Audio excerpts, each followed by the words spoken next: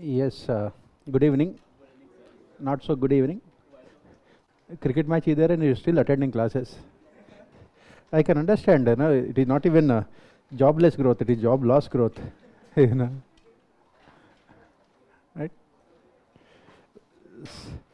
So you don't want cricket? Watch cricket? Yes? Yes or no? No? Yeah, please, all of you should be part of endangered species, Is this only today's only one class or two classes? Only. Okay. Pardon? Second or first? You don't even count also. That's a problem, One means one only, right? Okay. So we were discussing about this multi-actor paradigm model in governance. So what we have mentioned yesterday is that between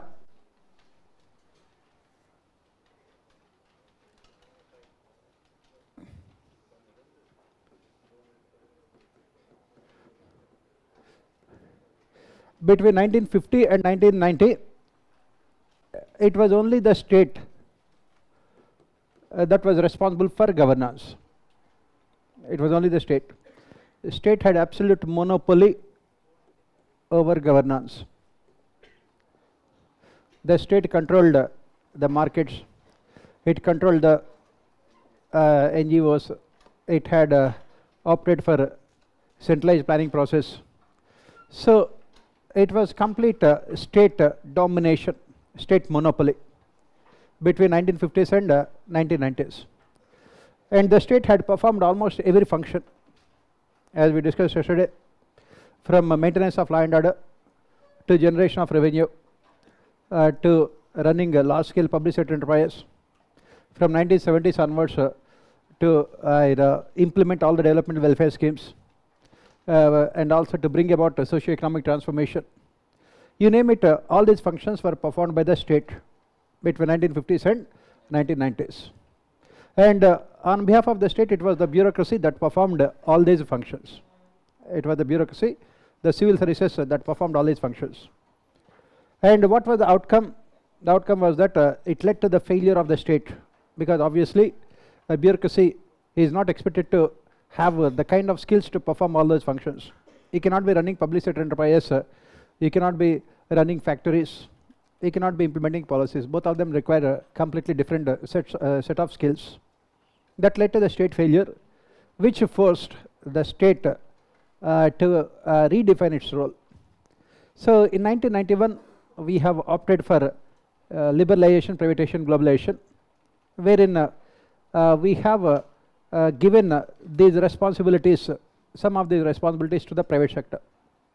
As we discussed yesterday, those responsibilities that deal with profit maximization activities, it was felt that it would be better that those activities can be performed by private sector, because private sector can ensure efficient utilization of resources.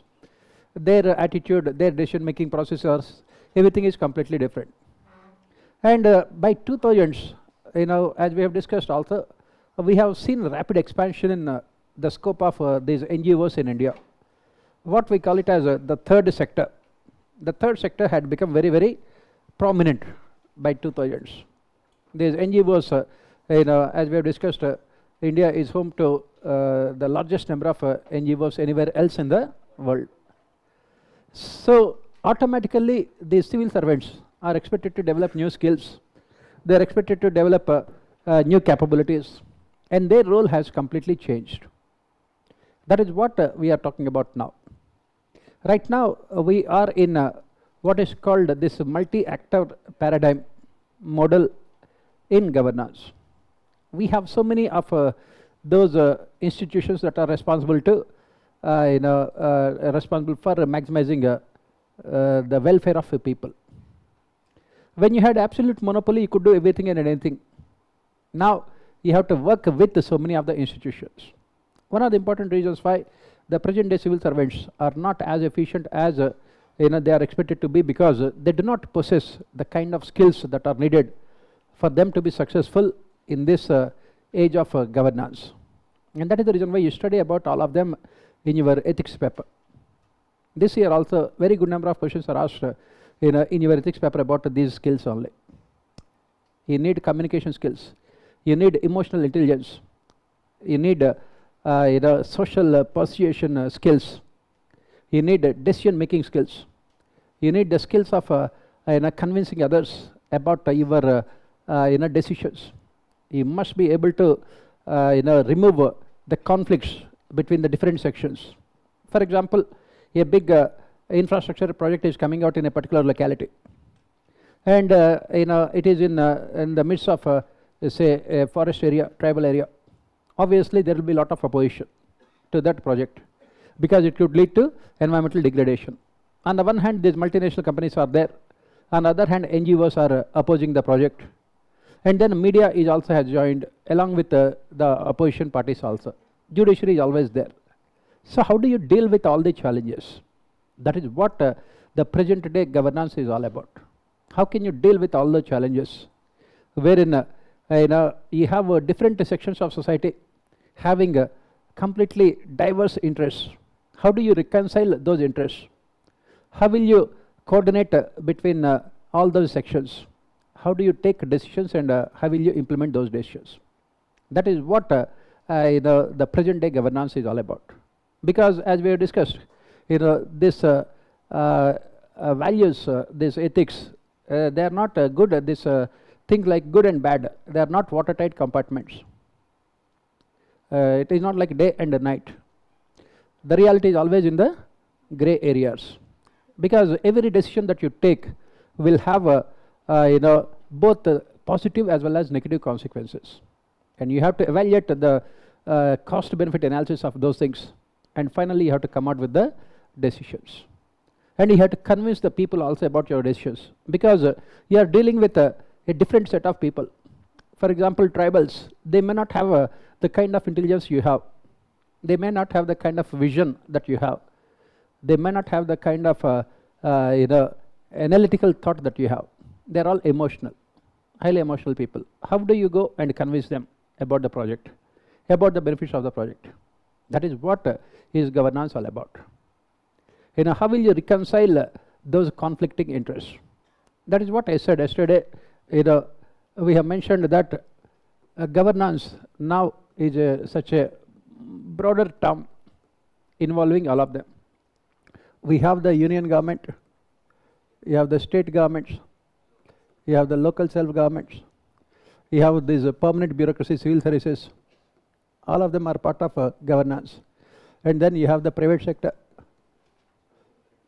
you have multinational companies. In the age of globalization, you have multilateral institutions. Then you have these NGOs, civil society organizations, pressure groups. Then you have public-private partnerships, and then you have self-help groups, you have media, and then of course judiciary nowadays is playing a very important role, right? Under these circumstances, how will you take decisions, and how will you implement those decisions? That is what is governance. It requires a completely different set of skills. Before 1990s, it was only bureaucracy and the state. They would take all the decisions, they would impose the decisions on the people, and there was no option for the people also, because the government was the only institution responsible for development. There was no choice for the people. And another thing is that before 1990s, there was a lack of awareness among the people about the rights also. Now, thanks to this media era, we have so much of awareness among the people, thanks to the spread of media. So when all of them are there, as an officer, how you are going to take the decisions? And that is what is all about governance. We are living in this age of multi-actor paradigm, and we are living in the age of what is called networking governance. governance is full of networks only, full of networks.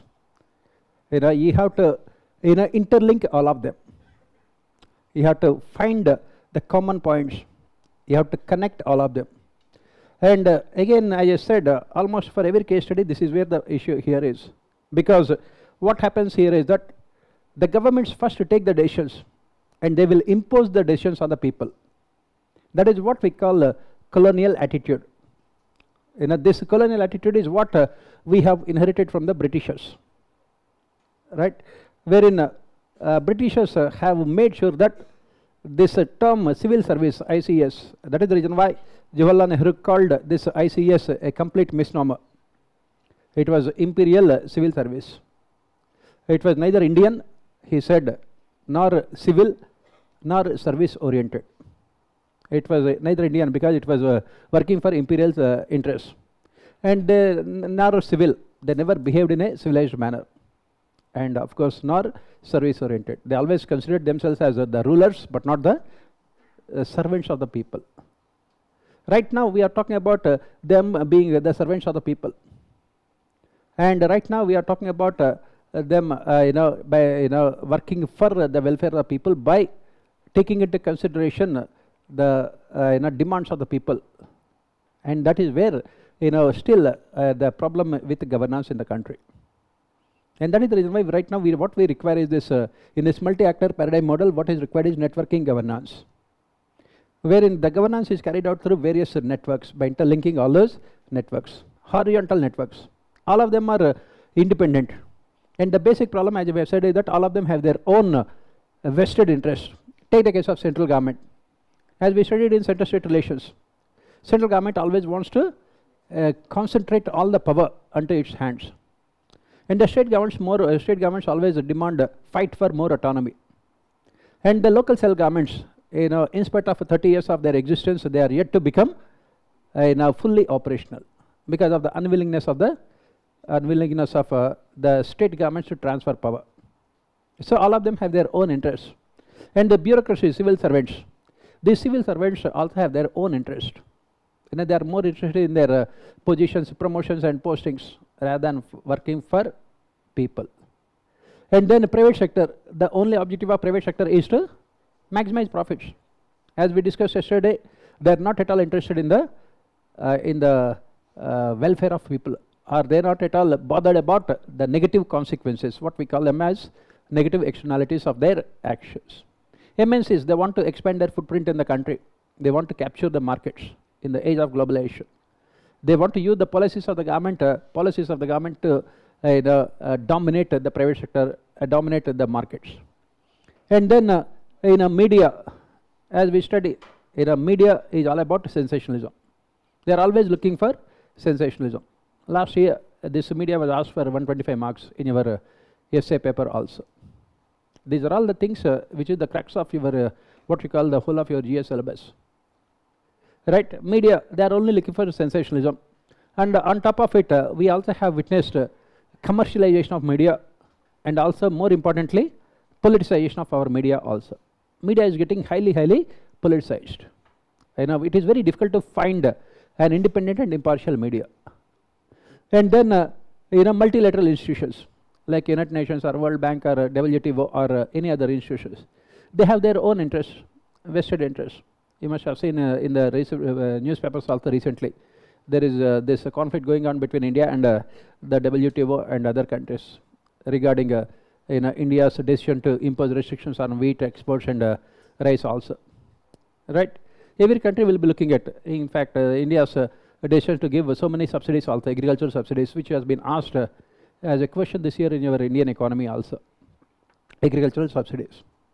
And then we have these NGOs, civil society organizations, as we have discussed. They have their own vested interests, and most of them are receiving funds from foreign countries, and they are using those funds to destabilize the country also. That is the reason why the government had come out with various measures to control the functioning of those NGOs and civil society organizations also. So these pressure groups, caste-based organizations, religious institutions, all of them have their own, again, vested interests. Under these circumstances, how to carry on the governance? As a civil servant, what you should be doing in this multi-actor paradigm model of governance? what should be doing, how to take decisions and implement those decisions. As I said, this is the crux of your entire ethics case studies also, in section A as well as ethics.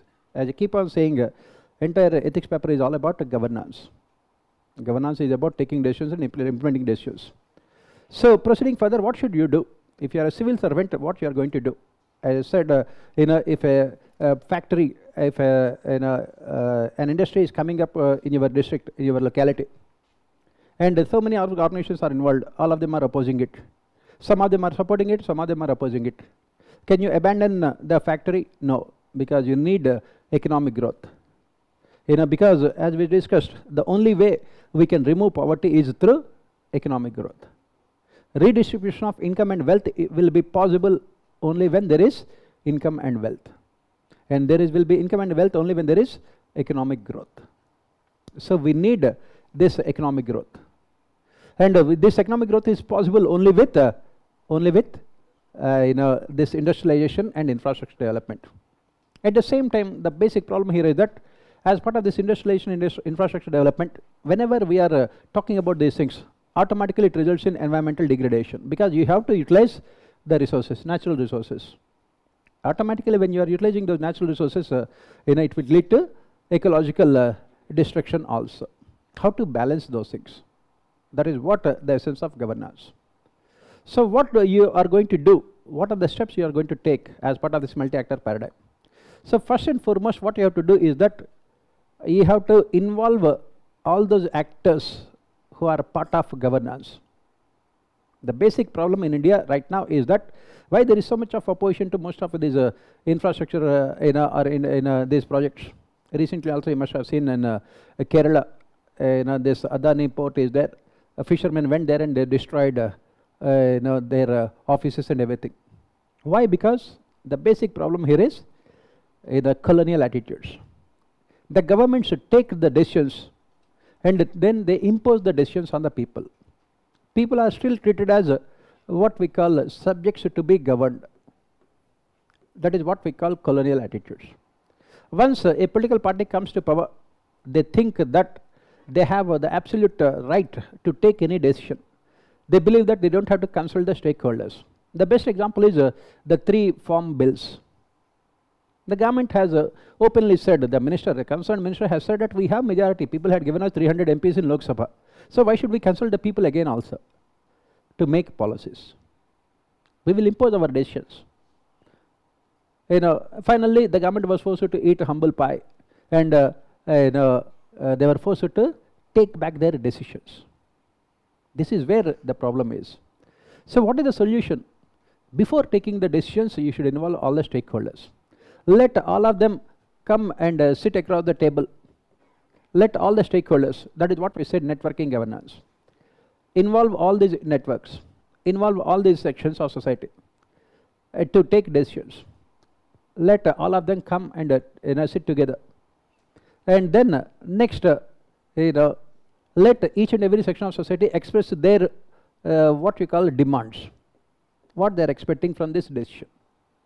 Let each and everyone, for example, the farmers who are giving up their land, let them express their demands. The industrialists who are expecting that particular land, let them come out with their demands. Environmentalists who are talking about this ecological production, let them come out with their demands. And then the media or pressure groups are working there, let them come out with their demands. That is what we say. What we are saying at the end of the day is only about good governance, participation, consensus.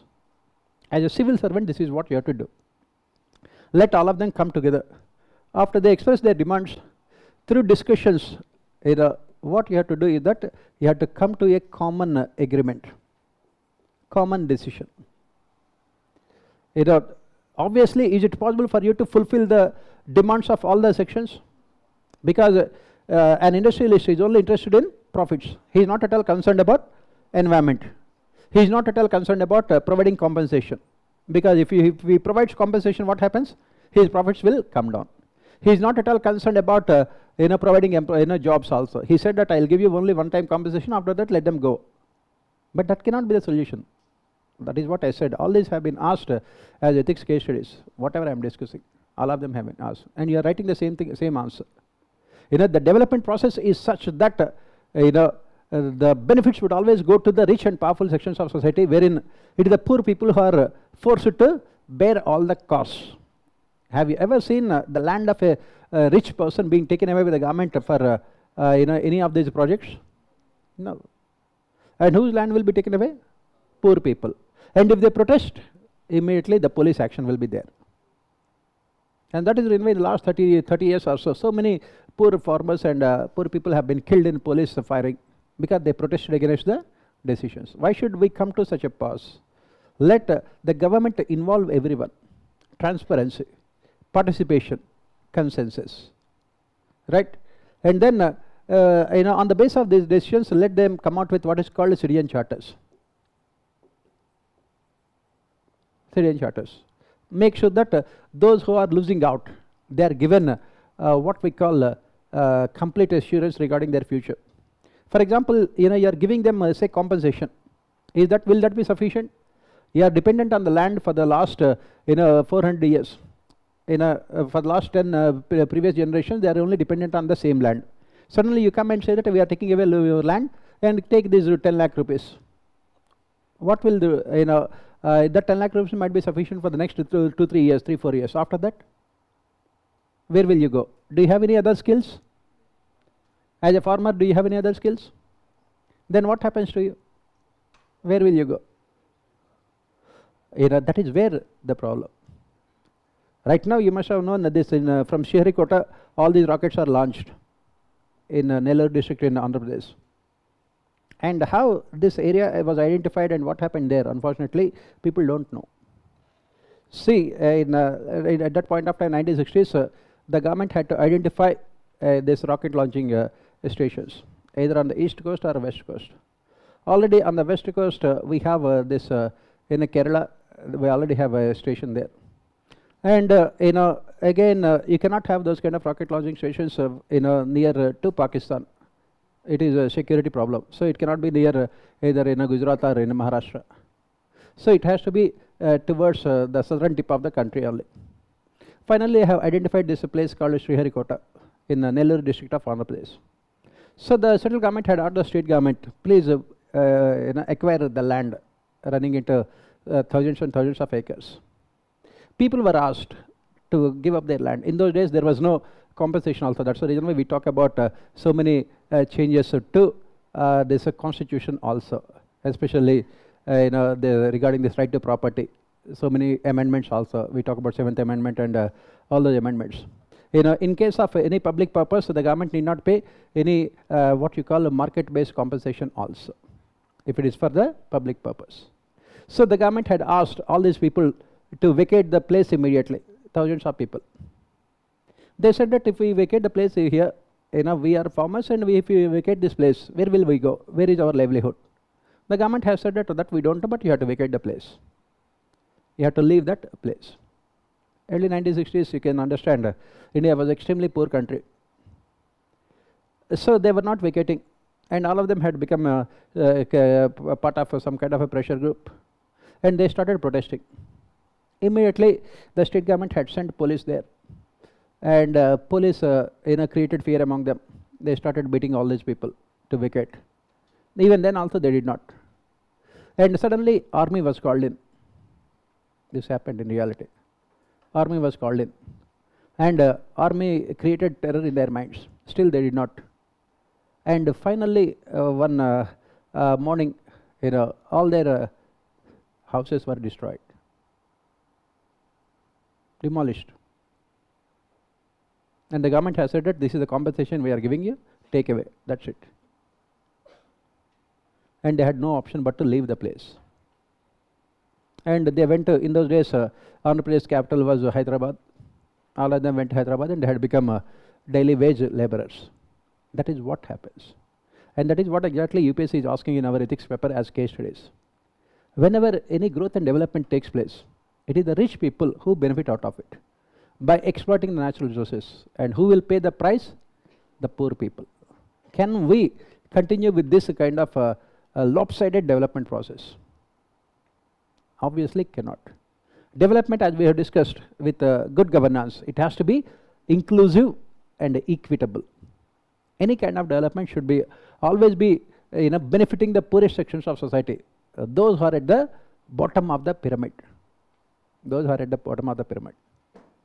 And that is where, as a civil servant, you need to have those kind of values. You need empathy.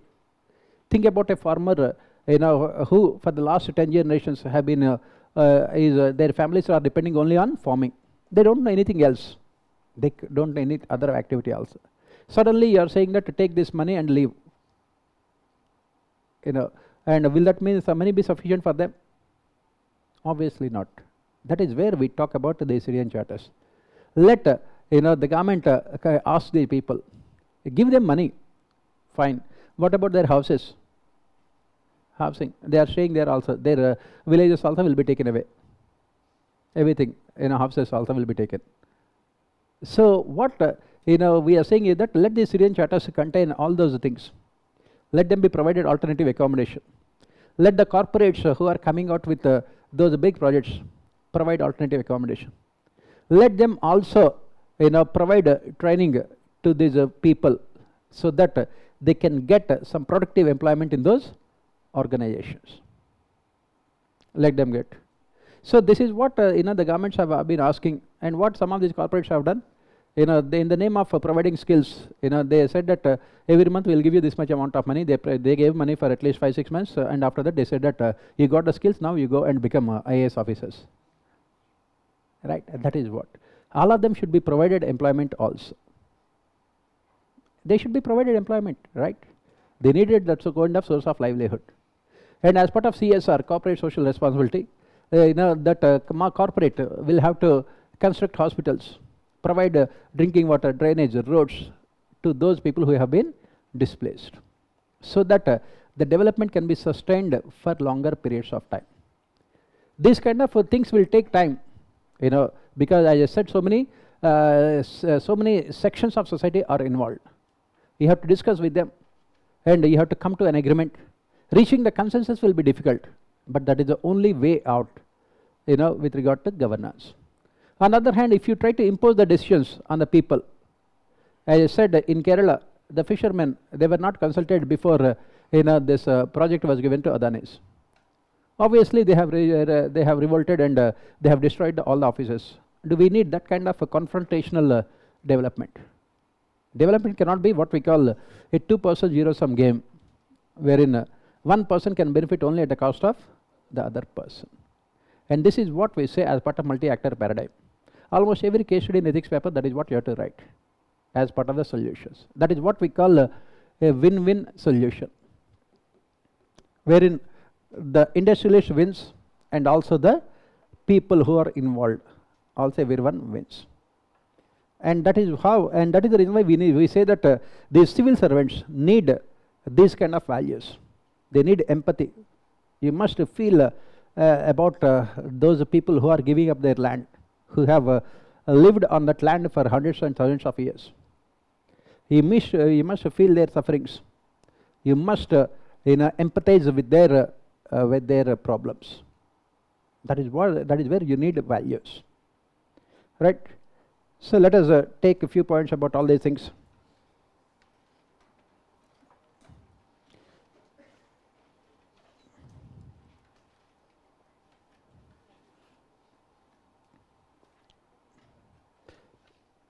Write down. Between 1950s and 1990s, between 1950s and 1990s,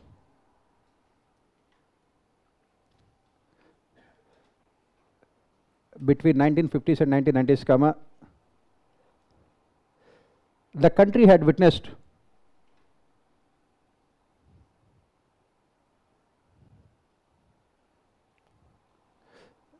centralized and top-down approach, centralized and top-down approach to development process.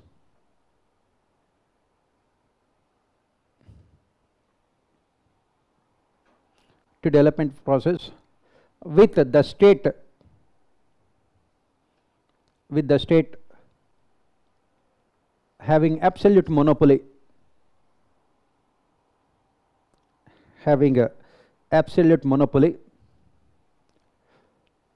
over development.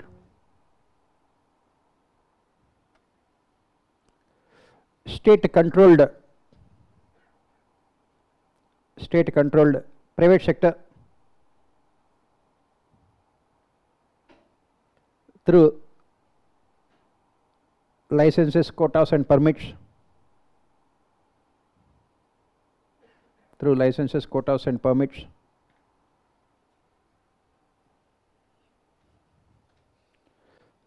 and took full responsibility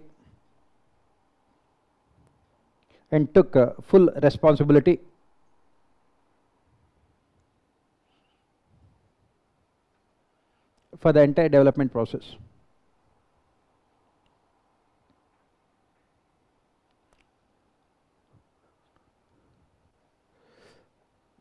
Third sector, continue with the same thing. Third sector, you can put third sector in inverted commas. Third sector means civil society organizations and NGOs.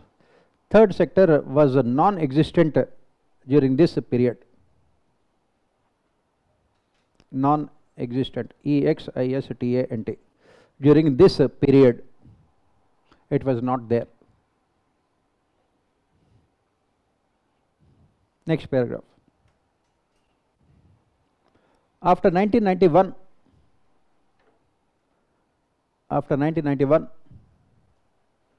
when India had opted for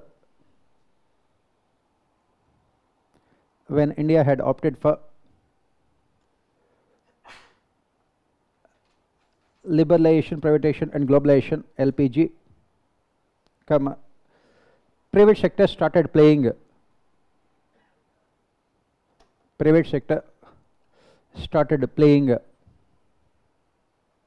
a very important role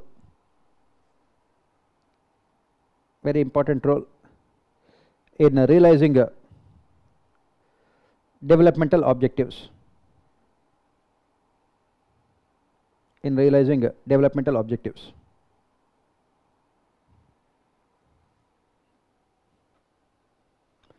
From 2000s onwards,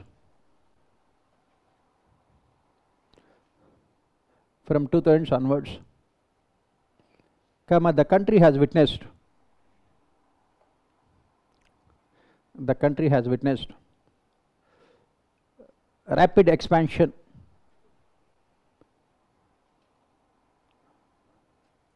in the activities of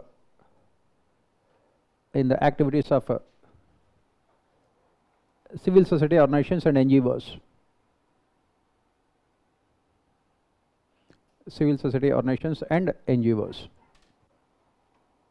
In the activities of civil society organizations. At present,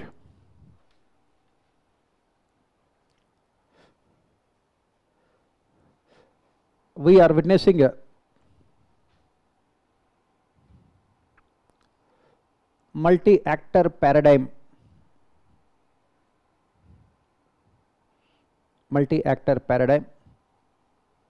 in our governance systems.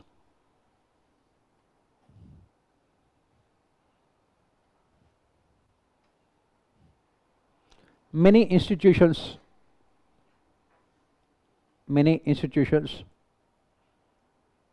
are responsible for governance, including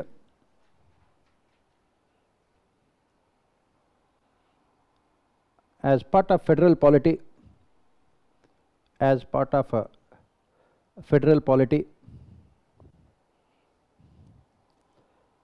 union government,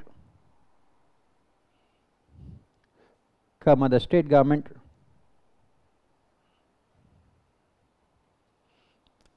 and the local self-governments,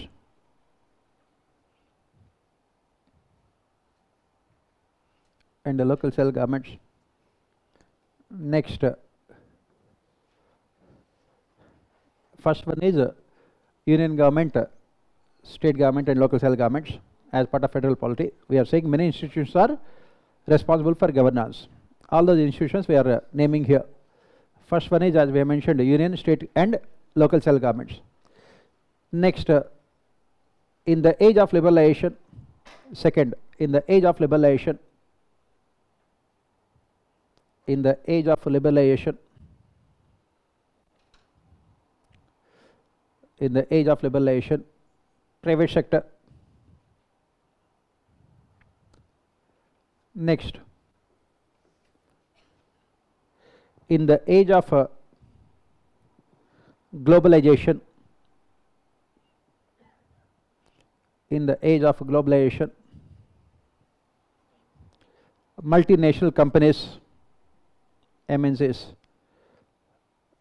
and multilateral institutions, multilateral institutions. Next,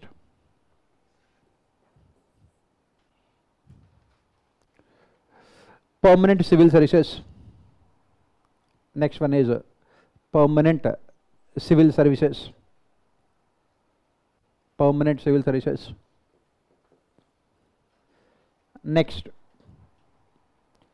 media. Media. Next, civil society organizations, NGOs,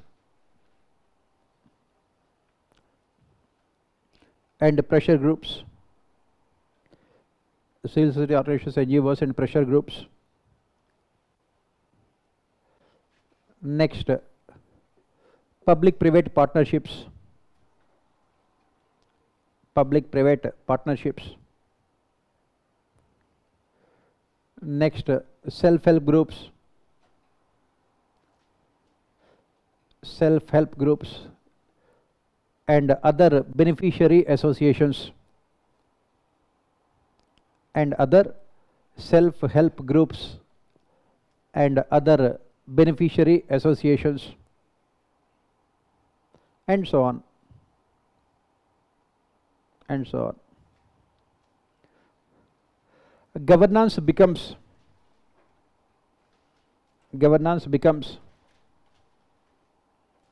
complicated and difficult due to the presence of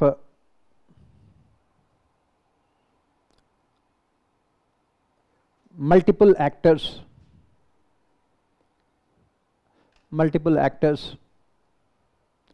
having their own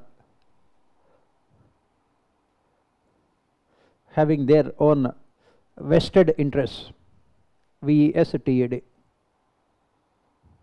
having their own vested interests. If decisions are taken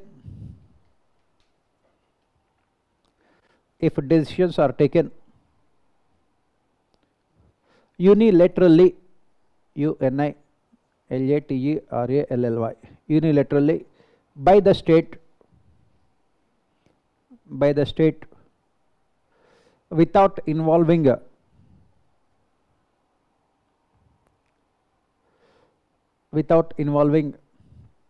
stakeholders,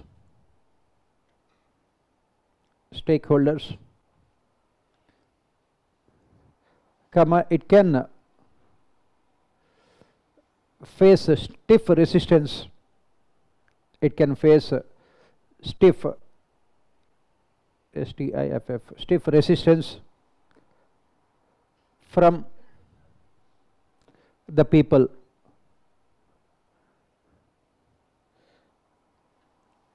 As can be seen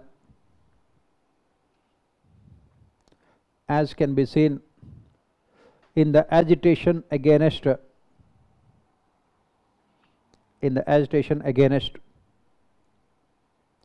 the 3 farm bills.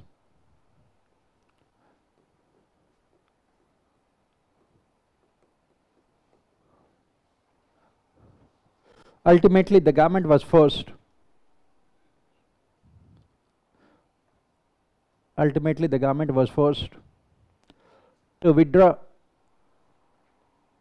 those legislations, due to strong resistance, due to strong resistance.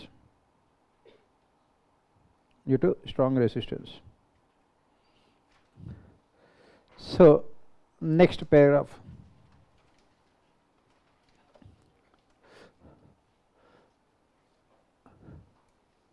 What should be done?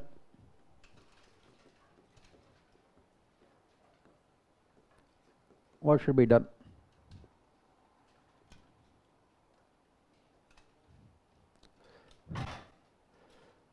Civil servants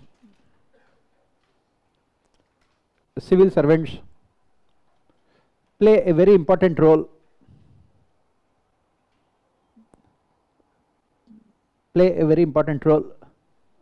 in governance,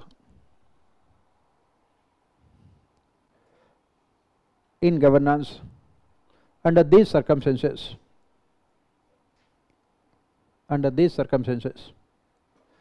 They play a very important role in governance under these circumstances.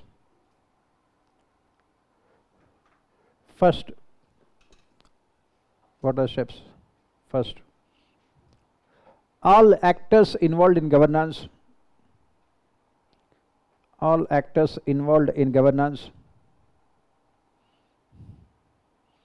must come together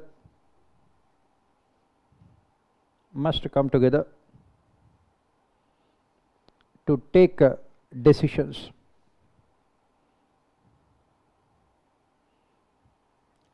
Civil servants must facilitate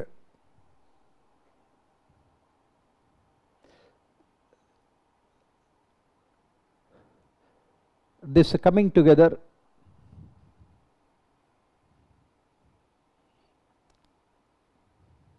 with the help of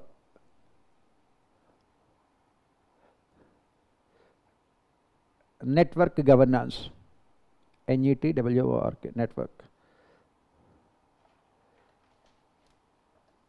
You can underline network governance. E-governance can be used.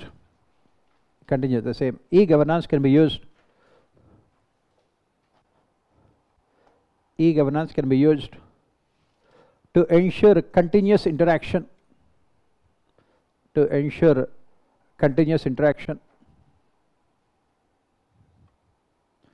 Between all the stakeholders.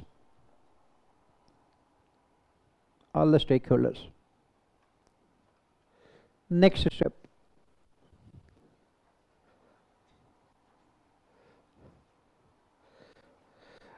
Civil servants must use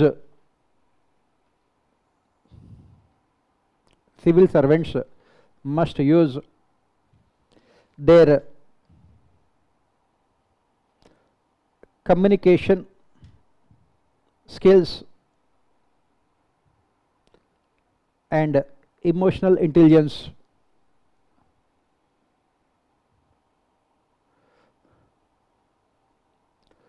to allow all the actors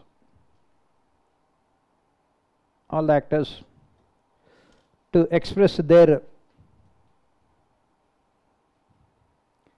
demands in a free and frank manner.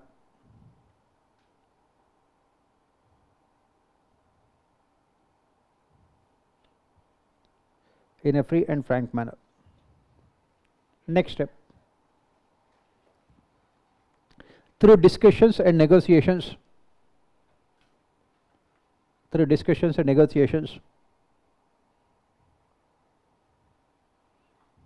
a decision should be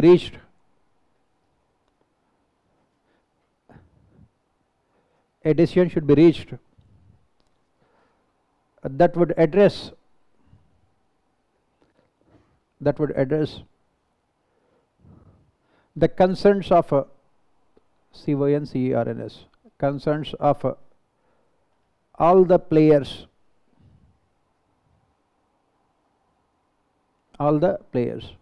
Next, citizen charters can be formulated, citizen charters can be formulated by involving the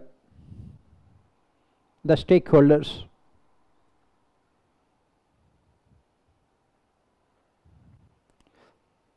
clearly specifying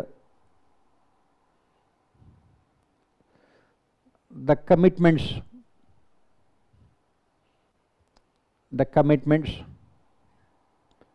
made by the private sector and the state to other stakeholders.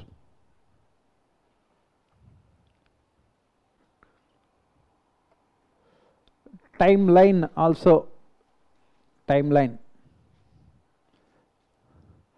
also should be defined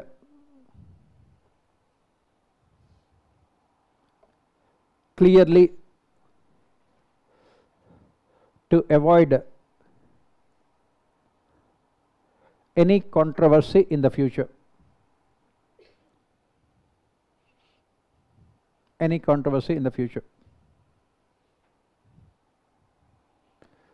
Transparency, same point. Transparency,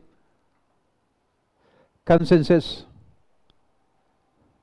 participation,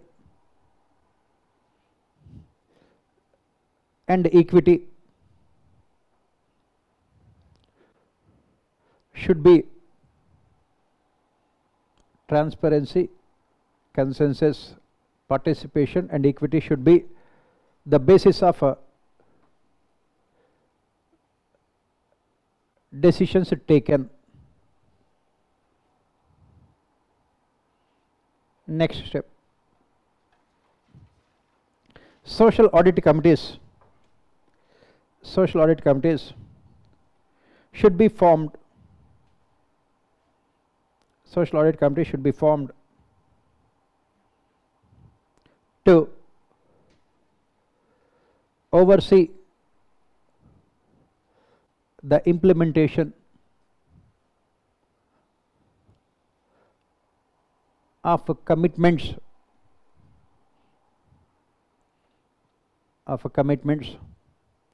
made in Syrian charters.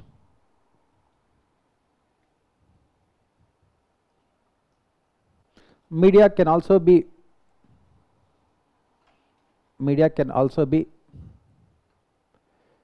included in the whole process,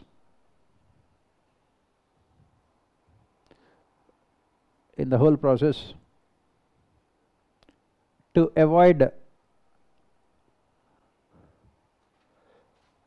the spread of misinformation.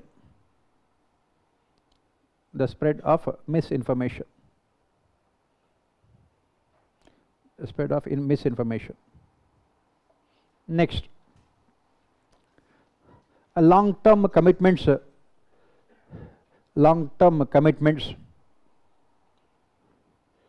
should also be given equal importance. Long-term commitments should also be given equal importance, so that in the future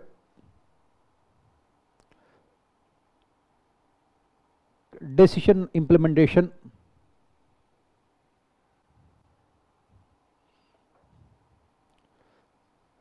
should not become a complicated task.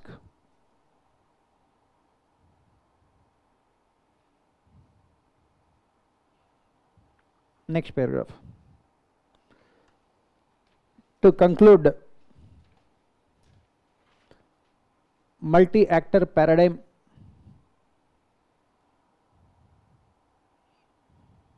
involves,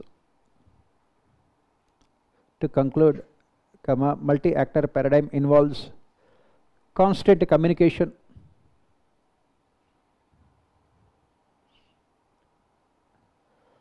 transparency and accountability,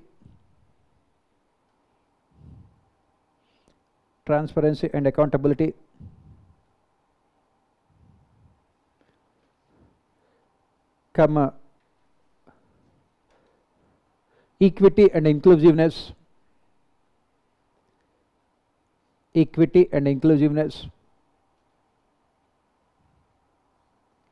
and also futuristic orientation.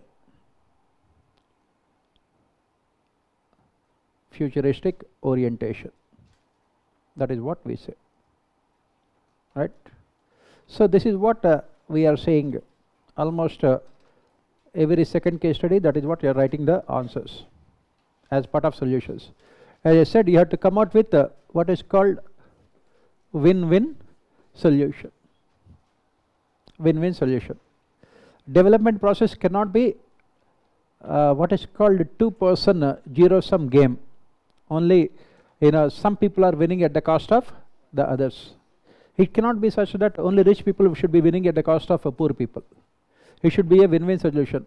When can you make it win-win? When can you come out with win-win solution? Only by involving those who are losing out in the decision-making process. Those who are losing out here are the farmers, the tribals, and the poor people.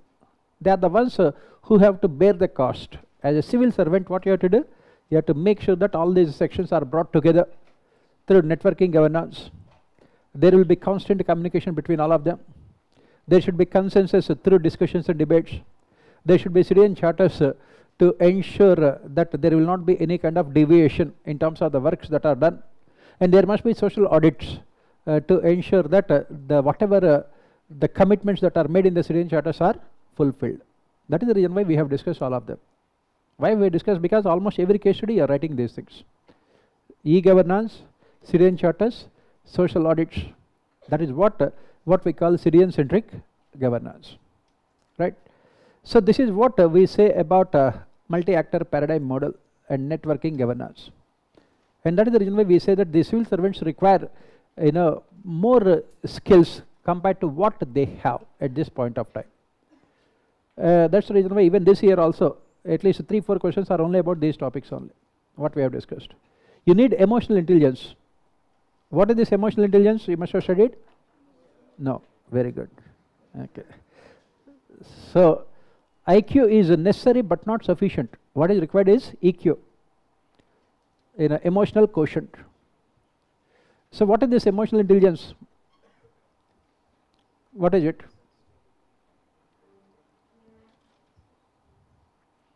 How many of you have EI, emotional quotient, or EQ? You should know what it is. Very good. That's a good thing. First, self-awareness. You must be knowing your strengths and your weaknesses. So how many of you know your strengths and weaknesses? What is your strength? Sleeping 20 hours a day. What is your weakness? Sleeping 20 hours a day. See, for example, anger can also be used as a constructive emotion. Anger. Please don't think that anger is a negative emotion. Getting angry also should be used as a constructive emotion. You must use this anger also as a constructive emotion. This is what happened to one of our students. He got into IAS very young age, 22 years. And he went to sub-collector's office in UP, Uttar Pradesh, highly notorious. And those who are working there, their experience is more than his age. They have been working there for the last 25-30 years. He is only 23 years. And looking at him, looking like a college student, and they started taking him very lightly. Nobody would stand up also when he enters into the office. And government offices, how they are, right? So he, nobody, he had observed these things for a few days. And next day he called, all his office, all his staff. and he started blasting them. Next time onwards, if you do like this, all of you will be given show cause notices and you will be suspended. Simple. If you don't ensure discipline, decorum, and proper or this work culture in our organization. He said that if I come to tomorrow and if you are not there in your seats, immediately show cause notice will be given to you. You will be suspended. And you must respect your seniors. And after that, he blasted them for 1 hour and used all kind of language also. You need also, because you have to show. If you try to be nice, nobody will give you. That's what our students who get into police services. Normally, they are very what we call civilized, good people. And as part of your training, you will be working in a police station as a SHO at the lowest level, because you should know how things are done. And when you are a very nice person and when you don't know, when you don't know how to abuse people, nobody will take you seriously. And the first thing they have to do is that learn all kinds of abuses. Then only people listen to you, right? That is what is required. So that's what they said. If you try to be nice, if you have studied in good schools and colleges, and brought up in a very decent environment, wherein abusing others is not considered a great idea. But if you are a police officer and go to a police station like that, nobody will give you respect. Even a constable also will not stand up when you need to show your anger. All these questions have been asked in your ethics paper only. You need that kind of self-awareness. And you need awareness about others also. The person who is sitting next to you should know. That is very important when you are an administrator. Because 10,000 farmers, this is what happened to one of our students in Bihar. He was a collector there. Suddenly 10,000 people came to the collector's office saying that he should be punished, the collector should be punished then and there itself. They wanted a strict punishment for corruption. The case is also very interesting one. It was related to a boy and a girl. They eloped from the it happened in reality. These are all the case studies only. They will be asking in your ethics paper also.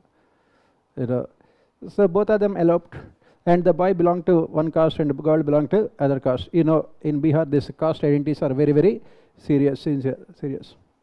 And it was said that this was done in a more clandestine manner, without informing their parents or anyone else. And they said that you are responsible for this, collector. You go and get those people immediately. Otherwise, we will not leave your place. That is what happens. Whatever you study as part of your training and whatever you are studying here as part of your preparation is completely useless when you go to the field. Do they teach you all these things here as part of your preparation? They will be asking you useless things like, I said, sedimentary rocks. Right? They don't. And when you go to this Labasna, Lal Bahadur Shastri National Academy of Administration, they don't teach you all those things there, as we study civil services training also. And they said that you are responsible, because your caste is also belongs to that boy's caste. He is not even from Bihar also. But that does not really matter. And 10,000 people are there. They said that come out and we want to kill you, and then we will live peacefully. What will you do? That is where emotional intelligence becomes important. You must be able to understand the emotions of other people. They are highly emotional. They are very angry. That is where you need to understand. And can he ask a police to fire? Obviously not. As a district collector, you have the power to ask the superintendent of police to order firing on the people. The moment you start order firing, immediately you will be removed also. We are living in a democracy, so obviously, you cannot be ordering firing on your own people. He will be removed as a district collector, simply. That is where you need emotional intelligence. Finally, they have caught that boy and the girl, and they were brought back also. That's a different thing. In between, you have to pacify the people there. That is what is administration. That is what is governance. That is where you need emotional intelligence. You must be able to understand the emotions of others. You must be able to understand. That is what we call awareness about others. self-awareness and awareness about others. And third one is empathy. You need that kind of you know, ability to understand their emotions and feelings, what we call empathy. You also need social skills. Social skills. That means you need skills of communication, persuasion. You must be able to persuade people. He said that you know, I will definitely you know, take responsibility for what happened, even though he's not responsible. You know, when they are eloping, what can he do? You know, he cannot be keeping you know, close activity, you know, close eye on all the 40 lakh people in the district. The district has 40 lakh people, right? Does he know what all these 40 lakh people will be doing? Obviously not. But he said that yes, you know, I'll take responsibility, and I will make sure that within exactly 3-4 days they will be brought together here. I'll give you the assurance. He met them and he had given them the assurance. Take my personal insurance, and if they are not coming, then I will you know, take full moral responsibility and I will resign also. That's what he said. Finally, you know, they could catch them very easily in Delhi only. They were there and they were brought back. Right? That is what is called emotional intelligence. You need to understand emotions. You know, if he starts you know, asking the superintendent of police to order fire, obviously it becomes much more complicated, much more difficult. That will not provide solutions. That is what we say. You need this kind of ability. That is the reason why UPSC has included this ethics paper in your syllabus. You know, you should know how to deal with this. You know, what are these case studies at the end of the day? Case studies are all about decision making. All of you are going to be administrators, and tomorrow you have to take decisions. And how you are going to take decisions? What kind of justification will you give to those decisions? Do you have the ability to analyze the cost-benefit analysis of all the alternatives that are available to you? And do you have that kind of emotional intelligence to come out with the right decision? That is what you know, is all about governance. So this is what we say about multi-actor paradigm. When so many you know, vested interests are involved in governance, it becomes that much more complicated to ensure consensus. That is where you need this kind of emotional intelligence. These are all the examples you have to give in your ethics paper. Ethics paper is all about giving examples only, nothing else. Right? These are all the examples you have to give. That is where, on the other hand, if you say that, you know, I am the collector, you know, I will call the SP, and I will say that SP go and control the crowd, start beating them. Then what happens? You know, 10,000 people are there, and police are only 150 there. And police are hopelessly outnumbered. So you cannot be doing those kind of things. You cannot use the force all the time also. So this is what about multi-actor paradigm. Let us move on to the next topic. This Max Weber's bureaucratic theory of organization.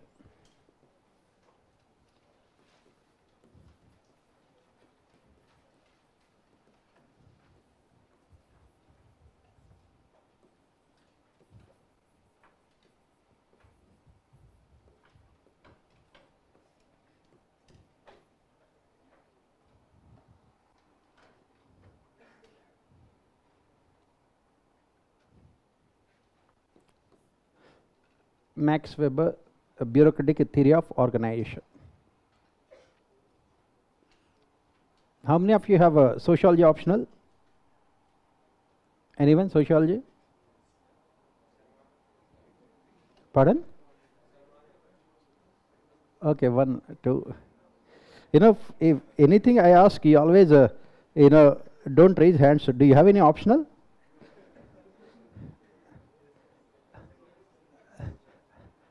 I hope all of you are taking some optional, right? You know, I hope you know the UPSC examination entire procedure also, right? In the main examination, you have to take one optional also. Please remember, right? Yes.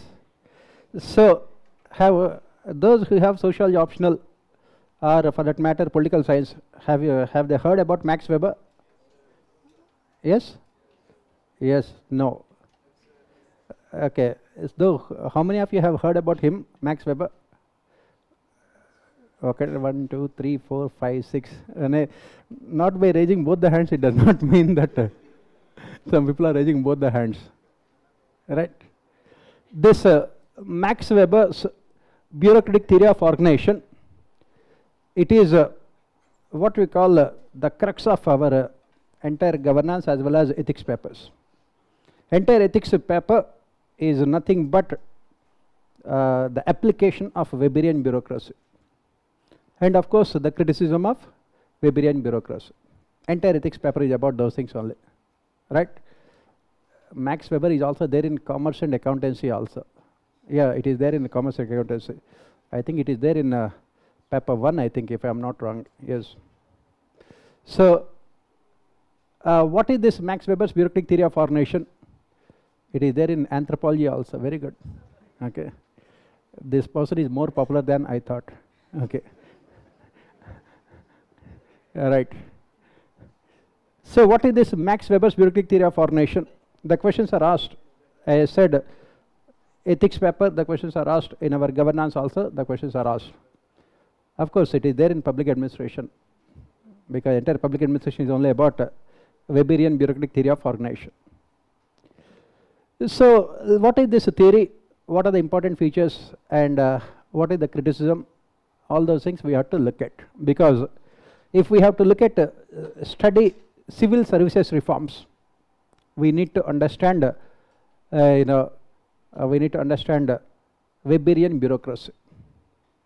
In India, we have adopted this Weberian bureaucracy, and that is the reason why we say one of the important reasons why we could not achieve the developmental objectives. So what is this theory? Why why do we criticize it, and what would be the solutions? That is what we have to look at. So I will not go too much into this theory, because that's not required from our governance or ethics point of view. I will not go too much, otherwise in optional I will be teaching it for at least 1 week. So we will complete it in only 1 class. Right. So who is this Max Weber, and what is his bureaucratic theory of organization? All of you are going to be future bureaucrats. Yes? Nobody is saying with conviction. Yes? Very good. If you are not convinced about your own selection, how can you convince rest of the people? Very important. Right? You must have conviction in your own self. So what is the meaning of the word bureaucracy?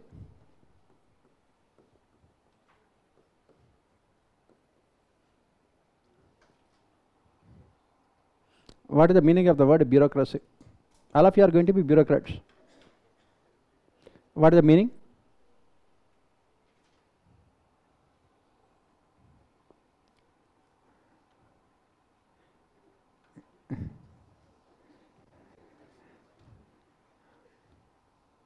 Yes.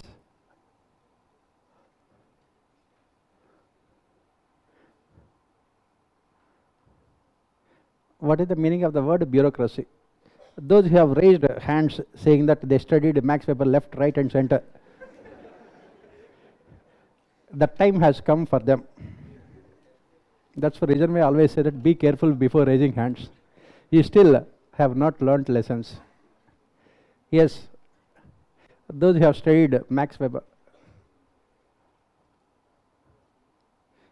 their time has come. You know what, right? So what is the meaning? I am asking very simple question. What is the meaning of the word bureaucracy? One single word definition.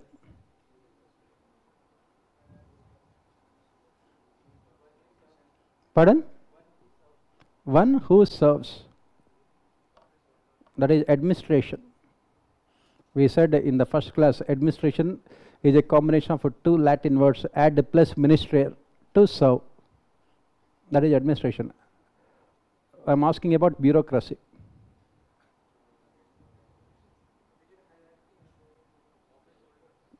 Office holder.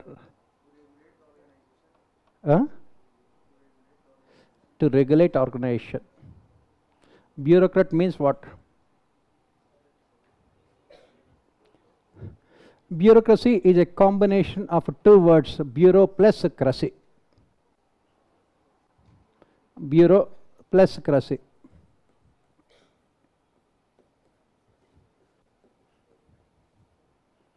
Cracy means rule. Cracy means rule. Right? Democracy, rule by people. Autocracy, rule by a single person. Autocrats. Dictatorship. Then what is a bureaucracy? What is this bureau then? Group of people who have legal authority to maintain affairs of organization.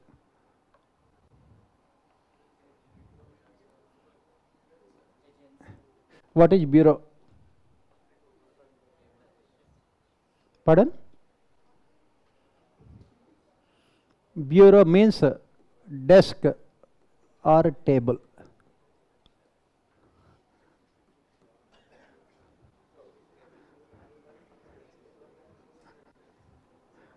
That is the meaning of the word bureau. Bureau means desk or table. Please remember, all those bureaucrats who are there in the government, ask them what is the meaning of the word bureaucracy. 99.99% will not be able to tell you. All of them are bureaucrats. 99.99%. They will not be able to tell you. That is the problem with, as I keep on saying, our education system. We never try to learn. We always try to mug up the things. Here, blindly mugging up the things. So, what is the bureaucracy means? That means a rule carried out by desk or table. And this is a table, a desk. Is that bureaucracy? Is that bureaucracy? Obviously not. Obviously not. So, bureaucracy means administration carried out by the people who are sitting on the other side of the desk or table. They are called bureaucrats. You go to any government office, you find these big tables, and on the other side you find these officers sitting, and they are carrying out the administration. They are called bureaucrats, right? Otherwise, the meaning of the word bureau means desk or table. That means the rule carried out by those who are sitting on the other side of the desk or table, not carried out by desk or table. Right? Desk and table, they don't do anything. They are like you only, they don't do anything. Right? So, that is what. This is what the meaning of the word bureaucracy. Then let us see what exactly is this bureaucratic theory of organization, what are the important features. Please remember, when we discuss all these features, it means that we are covering almost the crux of your entire ethics paper. I will be telling you what are the things where you find those things in our ethics paper also. That's what I always say, ethics does not require more than 20 days. It is one paper where in 20 days you can easily score 140 marks. Right? As I said, I keep on saying optimization is important in this UPSC examination. Identify the areas where you can complete the syllabus in a shortest possible time and get maximum marks also. So Max Weber, he was basically from Germany, a sociological thinker, a sociologist. What do these sociologists do? What do these sociologists do, sociological thinkers? What do they do?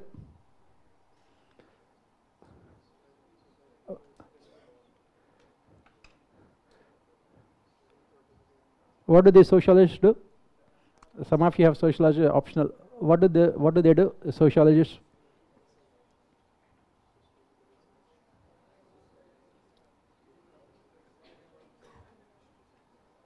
Pardon?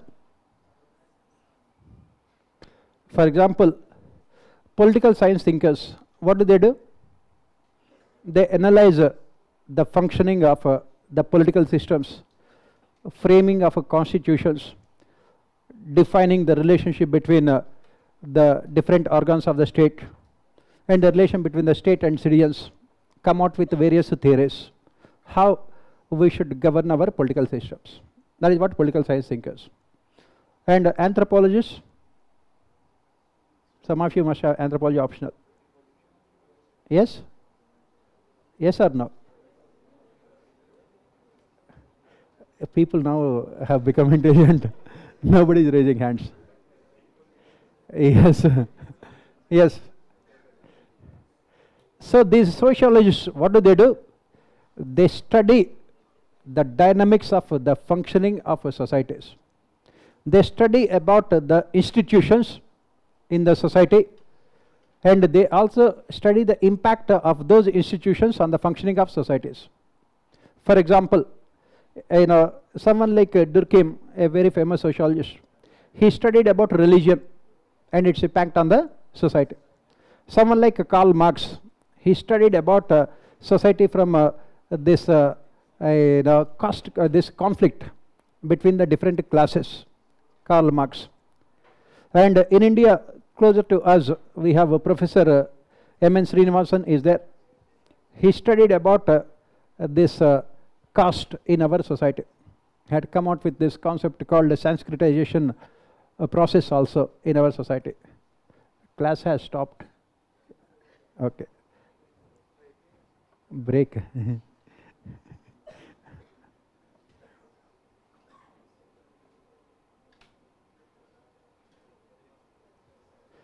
When the class has stopped, they should feel good. I don't know why they are complaining.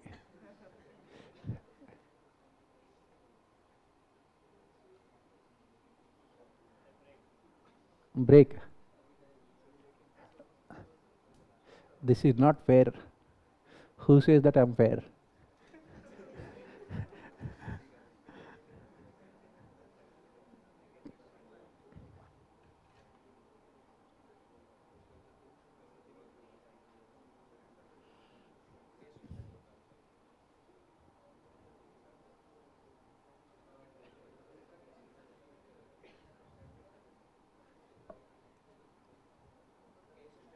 Pardon? Case study. That is what they are saying. It's not fair. Sunday, even technology also needs a break, holidays. We are abusing technology. We have become inhuman abusing technologies.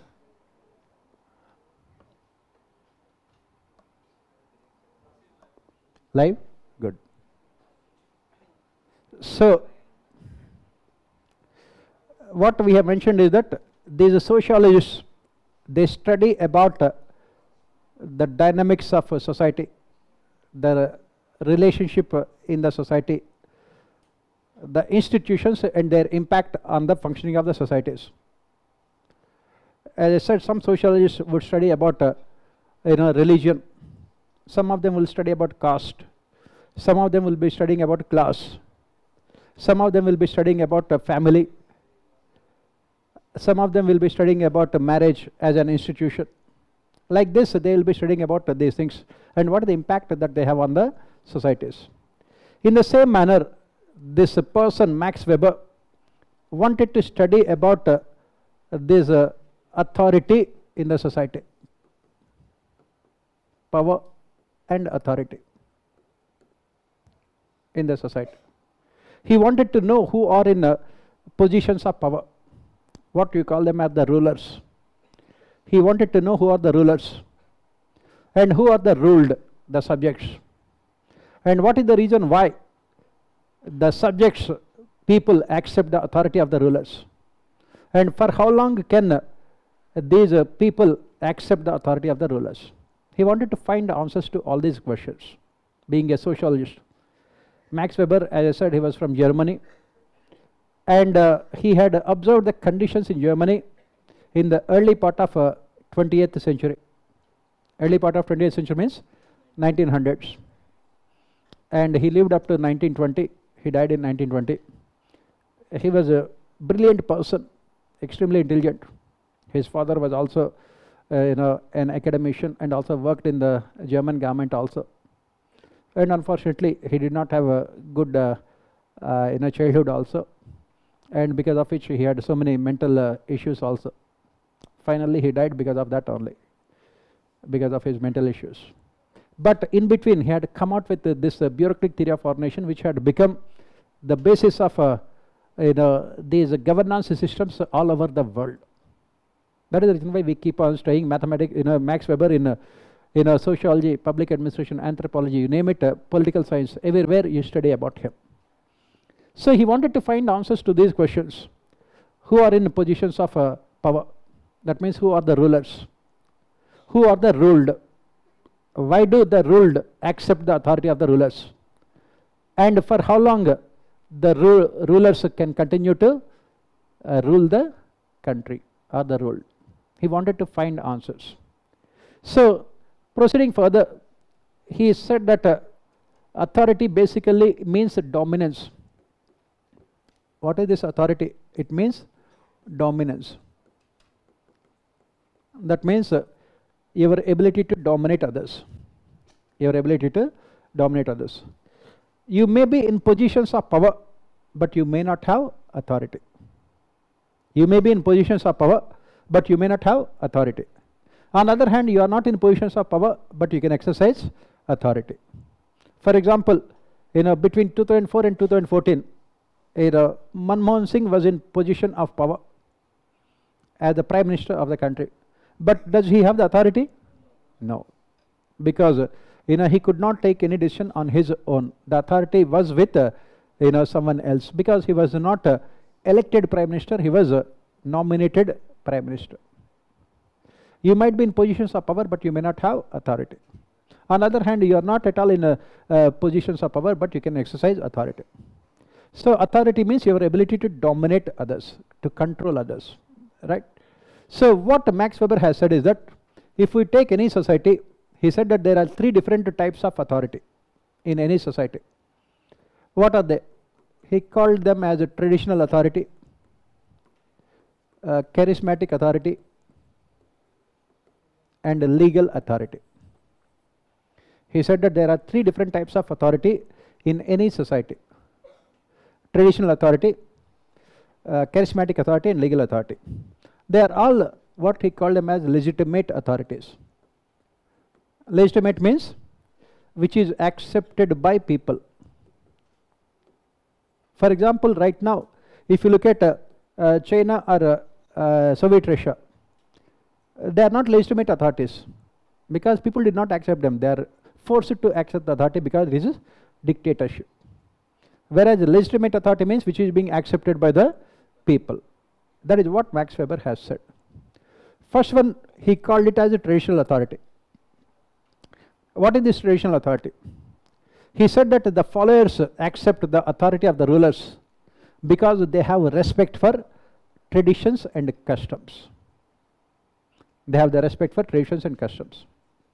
For example, take the case of a family. The head of the family, parents, father, you will whenever they tell you to do something, you will do it. Why? Because you have the respect. So from your childhood onwards, you have been taught that you should always respect your parents, that you can show your respect by doing whatever they ask you to do. For example, your father is telling you to do something you have not done. Can he go to the police station and file a complaint against you? No, that is not legal authority. That is only traditional authority. Similarly, the authority of these caste panchayats, what we call them as Kap panchayats. They will give you orders, you have to follow them, right? Similarly, authority of the tribal groups, tribal leaders. Similarly, authority of these religious institutions. Those religious preachers, they come and tell you that this is what you have to do. You will follow it. You will follow it. For example, the Pandit will come and he says that you have to fill in your UPSC application midnight at around 1 o'clock. That is the auspicious time, right? And will you do that or not? Yes or no? You will do it. You will do it. But the question Max Weber has asked here is that these traditions and customs, are they rational? Are they rational? Is there any rationality behind these traditions and customs? Is there any rationality behind this rational section? Is there any empiricism, empirical validity? For example, as part of traditions and customs, normally you go to the temples and pray also, right? Yes? And how many of you have faith in God? Okay, very good. What about those who are not raising hands? They don't have any faith in God? Right? They don't have? Please, before answering the question, be careful, God is listening. Those who have not. I like those who have not raised their hands. Okay, first let us come to them. Right? In the UPSC examination, that is what happens. You are completely rational, logical.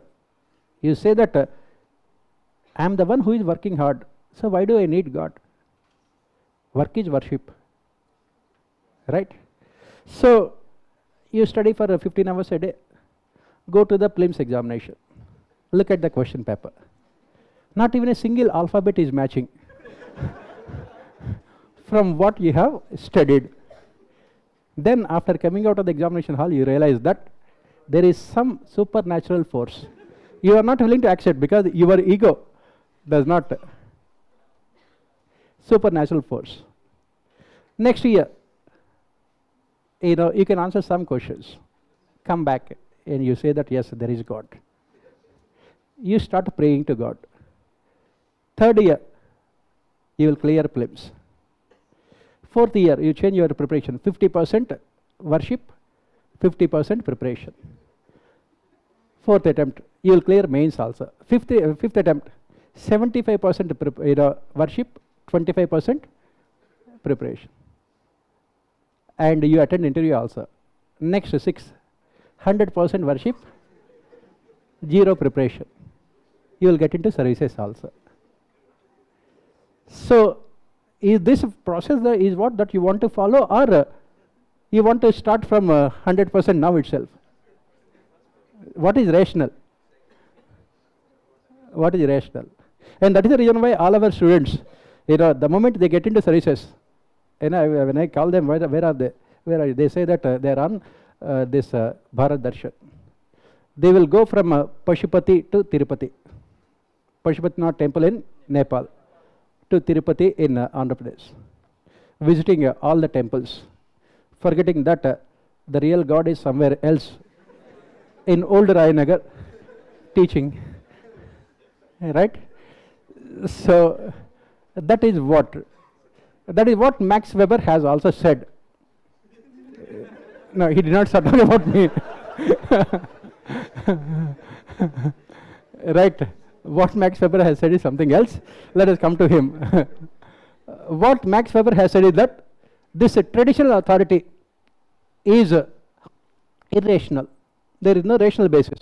I have said, all these identities are the ones which we have given to us. For example, caste.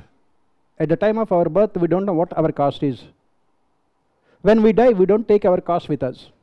So it is completely irrational. Right? That is what Max Weber also has said. This traditional authority is mostly irrational. That is the reason why it is also temporary. As the societies move towards rationality, scientific temper, automatically these traditions and customs would go away. People start thinking in a more logical and rational manner. That is the reason why Max Weber has said that this traditional authority is only temporary in nature, because it is not rational, it is not logical.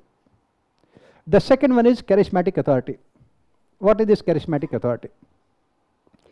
According to Max Weber, the leader exercises authority over his followers because followers believe that the leader has supernatural qualities. Charisma, personal charisma. For example, Mahatma Gandhi. People thought that Mahatma Gandhi can single-handedly get us freedom also. They blindly followed him. And Jawaharlal Nehru, charismatic leader. Indira Gandhi, an extremely charismatic leader. She fought the entire opposition in 1971 elections.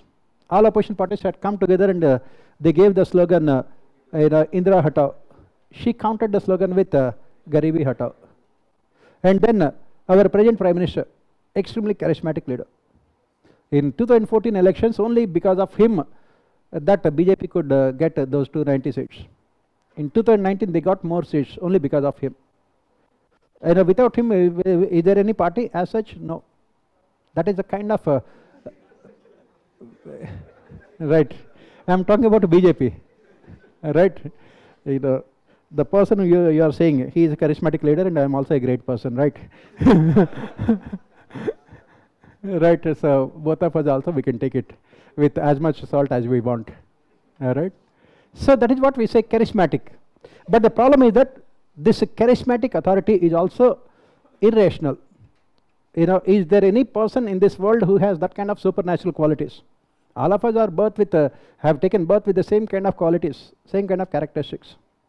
And another problem with this charismatic authority is that here the authority can be exercised in a completely irrational manner also. Because the charismatic person can easily become a dictator.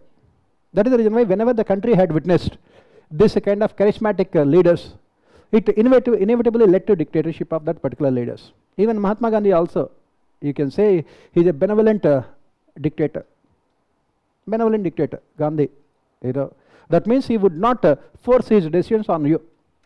He would not try to dominate you. If you don't agree with him, he will go on fast track. Fast track. He will go on fast unto death. And the Britishers also did not know how to deal with this person. They could not know, they did not know how to deal with Mahatma Gandhi, because if they don't agree with him, he will go on fast unto death. And he, on top of it, he would also go on Maun Vrat. That means either my way or no way. Not highway.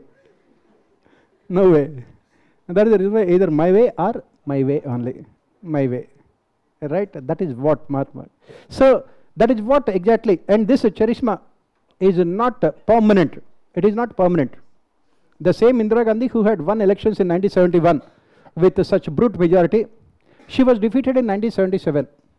She was defeated in her own parliamentary constituency also, Lok Sabha constituency. So it is not permanent. 1970s, Amitabh Bachchan was an angry young man, extremely popular. Now, angry old man, right? Does he enjoy the same kind of popularity? No, no. Either he will not enjoy he is not enjoying the same kind. 1970s, he was the most the charismatic the actor in the country, star in the country. Right? It keeps on changing. It is not permanent also. It is not permanent also. For example, take the case of 2002, after post-Godhra violence, our Prime Minister was not at all what you call popular. Had built his reputation over a period of time and had become extremely charismatic leader. And tomorrow, if BJP loses elections, if at all, if they lose elections, obviously followers will desert him. Because why the rest of the political party is behind him? Because his ability to win elections. If you cannot win elections, will you have your followers with you? No. The best example is the Congress party. The first family, they don't have the kind of control over the party the way they used to have. Why? Because this charisma is also a short-term thing. So that is what Max Weber also has said. He said that this charismatic authority is also irrational, it is also temporary. And the last authority, he said, is legal authority. Legal authority means here the rulers exercise authority according to law, according to established rules and regulations. In this legal authority, there is no scope for misuse and abuse of power. In traditional authority, you can, for example, as I said, Khap Panchayats, they come out with this kind of fatwas saying that if anyone marries outside our caste and that person should be killed, the blood of that person should be used to purify our caste. Completely irrational. Right? Similarly, charismatic authority. These charismatic leaders, they use their power according to their own whims and fancies. As I said, Indira Gandhi, she has appointed her driver as a cabinet minister. Jawaharlal Nehru had appointed his cook as MLA and made minister later. He was made minister. Here authority is exercised according to the whims and fancies of the leaders. And whereas in legal authority, authority has to be exercised according to strictly established laws, rules and regulations. And that is the reason why Max Weber has said that this legal authority, since it is rational, it is also permanent. People will accept this legal authority on a permanent basis. Whereas traditional authority and charismatic authority are only temporary in nature. Then the next question that comes up is, who exercises this legal authority? In traditional authority, it is exercised by the leaders of those groups, whether it is Kapu Panchayat leaders or the religious leaders or anyone else. In charismatic authority, it is exercised by the person who followers believe that has supernatural powers. Then who exercises this legal authority? According to Max Weber, this legal authority is exercised by bureaucracy. It is exercised by bureaucracy. That is what he said. And then he went on to explain his entire theory of bureaucracy, which is, as I said, the crux of our entire ethics and governance papers. Do you want any break? No? Yeah, for a change, some people are saying no. Yes or no? Okay, then we will continue. Huh? Now nobody is saying anything with conviction. See, the only thing, that's what we say. The more the things change in this world, the more they remain the same. Right? So you keep on asking for breaks and it will be there forever. So you can as usual take break for 5 minutes and come back. 5 minutes, again people are asking. Right, okay, you can break 10 minutes and come back. Then we will look at the entire Weberian bureaucratic theory of organization.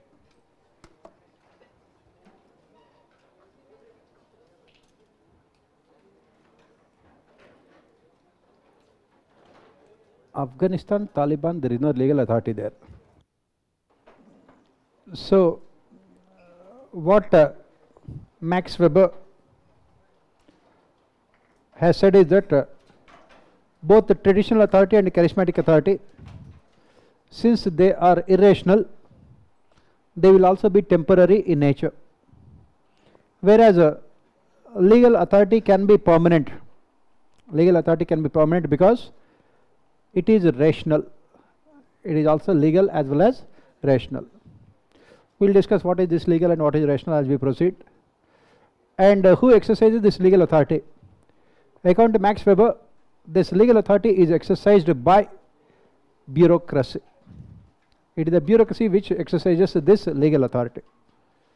Then he went on to explain all the features of his bureaucratic theory of organization. As usual, whenever we see these thinkers coming out with their theories, those theories are always a response to the conditions prevailing in that particular society at that particular point of time.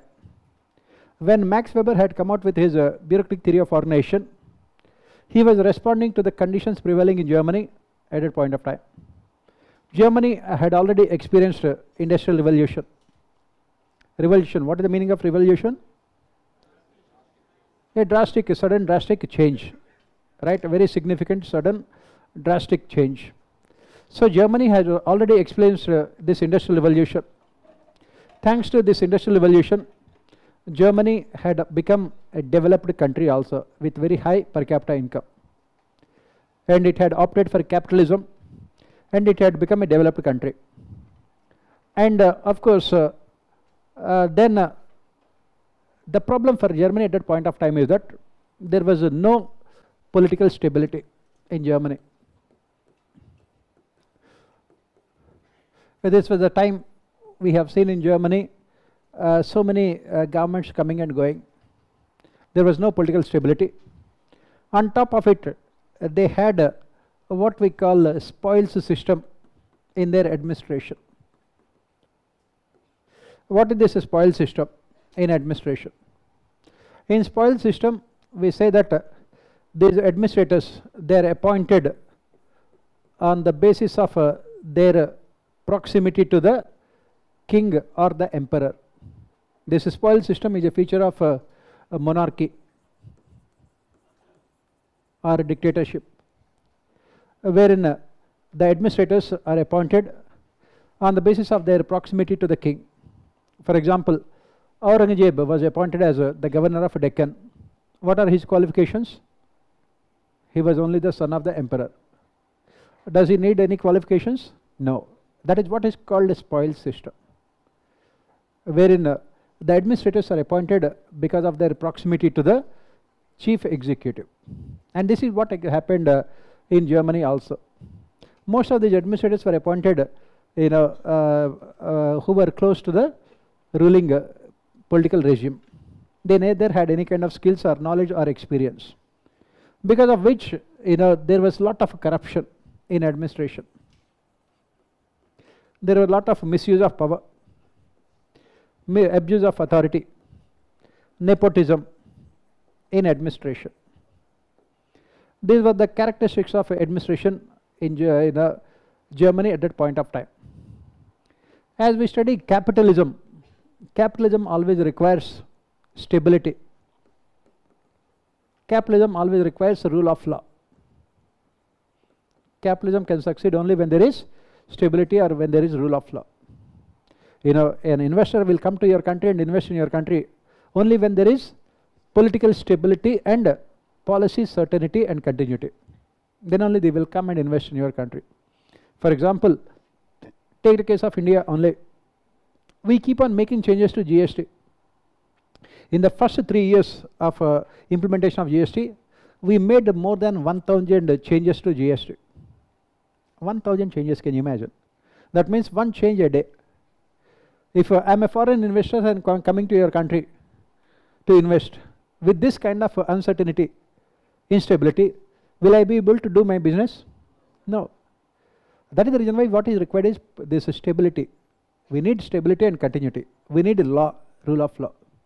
And on the other hand, if you look at countries like China, they are dictatorships, but they have that kind of stability.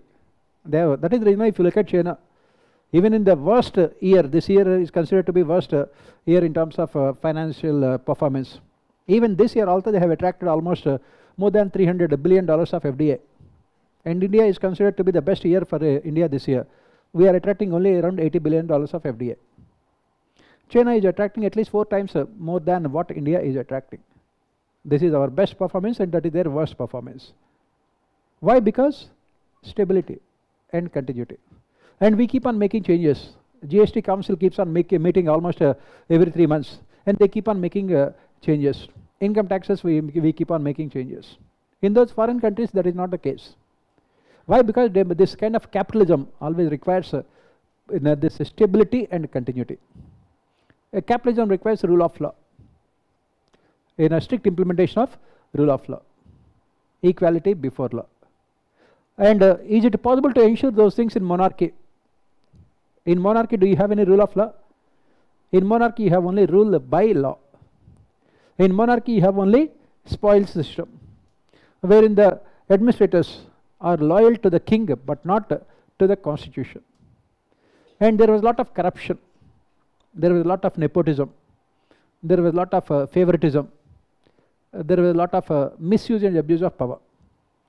Max Weber looked at the conditions in Germany at that point of time, and he said that let me try to come out with a solution. And he had come out with a solution to all these problems through what is called his bureaucratic theory of organization. Bureaucratic theory of organization. And he said that this legal authority is exercised by bureaucracy. Traditional authority is exercised by the leaders of those groups, caste or religious groups. And followers accept them because they have respect for those traditions and customs. Charismatic authority is exercised by those people with supernatural qualities, whom the followers believe that they have those supernatural qualities. Whereas legal authority is exercised by bureaucracy. Since they exercise authority strictly according to rules and regulations, which is called rationality, it will also be permanent. For example, you are a superintendent of police. The law has given you to punish people who violate the law. You can kill people also, terrorists and Naxalites. Can you be punished for murder? No. But can you kill everyone? That is what we say. Authority should be exercised strictly according to established laws, rules and regulations. There is no scope for misuse and abuse of authority. That is the reason why it is accepted by the people for longer periods of time. Then Max Weber, he went on to explain all the features of Weberian bureaucracy, which let us try to look at. So to understand these features of Weberian bureaucracy, as I said, we have to keep in mind all the weaknesses of spoils system. In spoils system, how people are appointed to positions of power?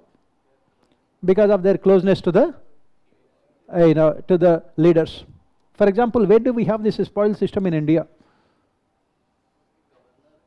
Where do we have this spoils system in India? Politics. Politics. What are the qualifications that are needed for you to contest elections? No qualifications. Then how do you enter into politics?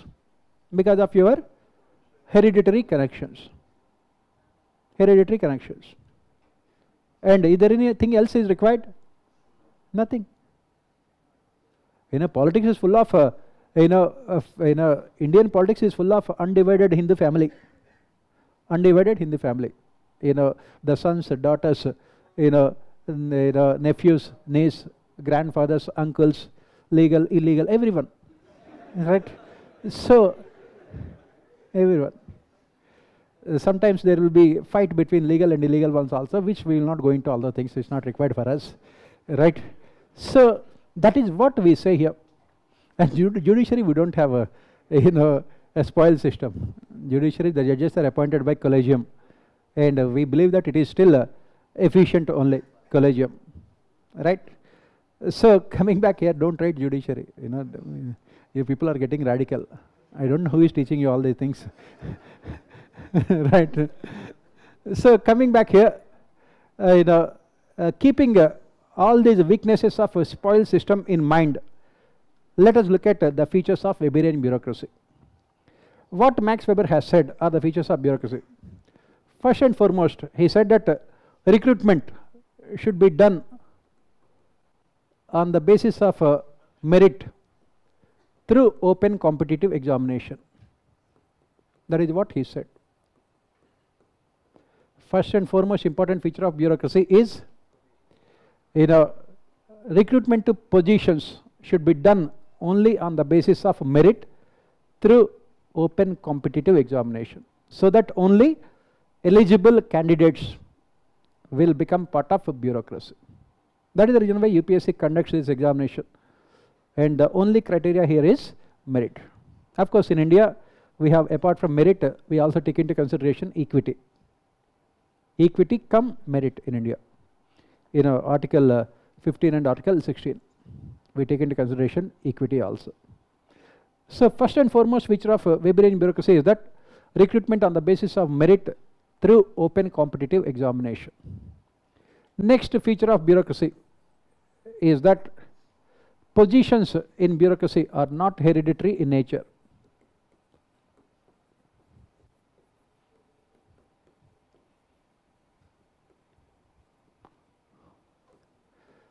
What do you mean by that? Positions are not hereditary in nature?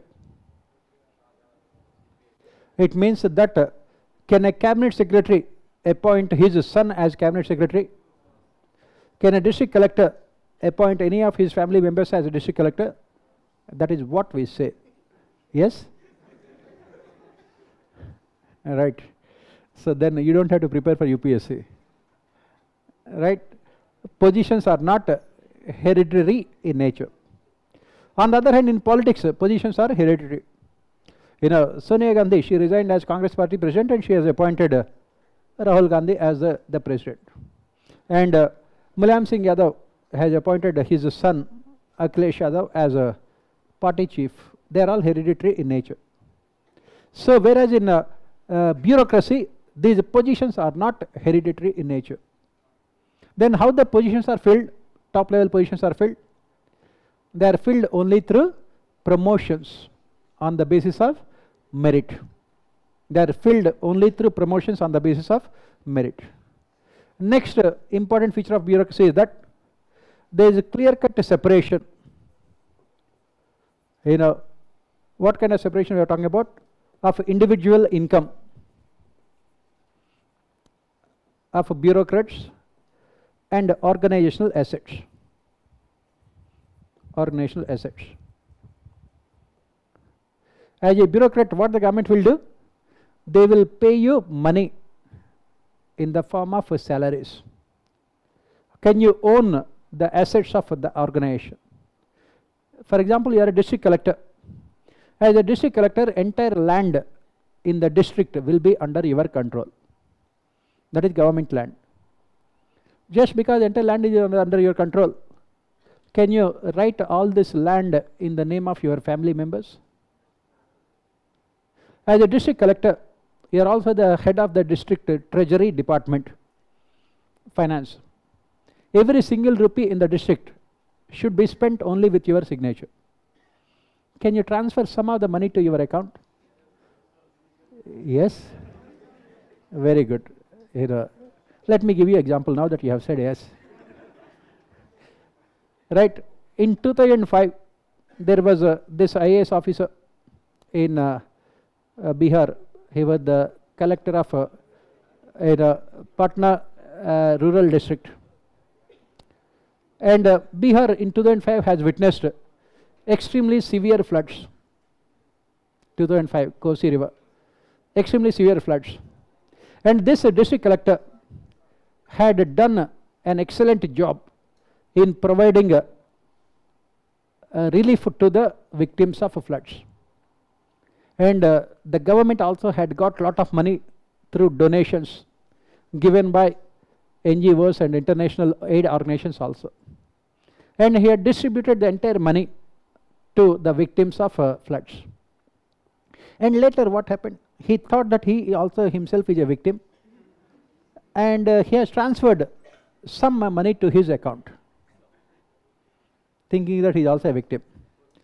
So one of the functions of a district collector, one of the responsibilities is that you are also the district magistrate. That means you are also have this law and order powers. You are responsible for maintenance of law and order.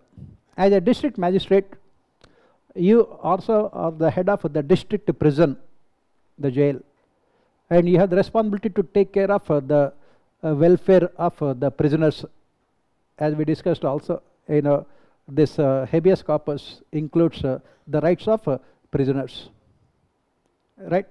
So as a district collector, he would regularly visit the district prison to find out the conditions of the prisoners. Then the audit was done by the government. The CAG has done the audit, and it was realized that he had diverted a few money, not huge amount of money, few lakhs of rupees to his personal account. Immediately he was suspended, and he was sent to the same prison where he was heading earlier. So if you have those kind of ideas, please remove all these things. The first thing when you go into government, they will teach you is never eat government money. Never have any kind of eye on government money, treasury money. You will be caught. If you want money, there are so many contractors who will come and give you. You don't have to do anything. Just sit in the office, they will come and give you. But never have any kind of eye on government money, because you will be arrested. You have to be very, very careful. Recently, you must have seen in Andhra Pradesh, former chief minister was sent to jail on a corruption charges. Ironically, he was sent to the same jail which he has inaugurated also. Right? That is what clairvoyance, you know what is going to happen in the future. That is the reason why he had built one of the best prisons there with all comforts. So you have to be careful. That is what Max Weber has said, clear-cut separation between individual income and organizational assets. As a district collector, you will be spending thousands of crores of rupees every year. Thousands of crores of rupees on all the welfare and developmental schemes. But at the end of the day, your salary is a royal sum of 1 lakh rupees per month. With all deductions and everything, you are just above poverty line. So that you will not get any of the benefits under PMAY or any other welfare schemes, right? At least under PMAY, you are giving permanent houses to so many people, right? And as long as you are a district collector, you have a very good accommodation. Once your position is over, you will become homeless. Once you are transferred to the staff organizations, you will become homeless. You have to look for your house under PMAY, right? So that is the reason why, in IAS, you have power, lot of power, as long as you are there in the field as collectors. After that, once you come to the staff organizations, that's what we have said. After 12 years, you come to the staff organizations. You come to the state secretariat and central secretariat. There you don't have any powers. You are given a small room, 5 by 5 room, like what you are residing now in Old Ayanagar.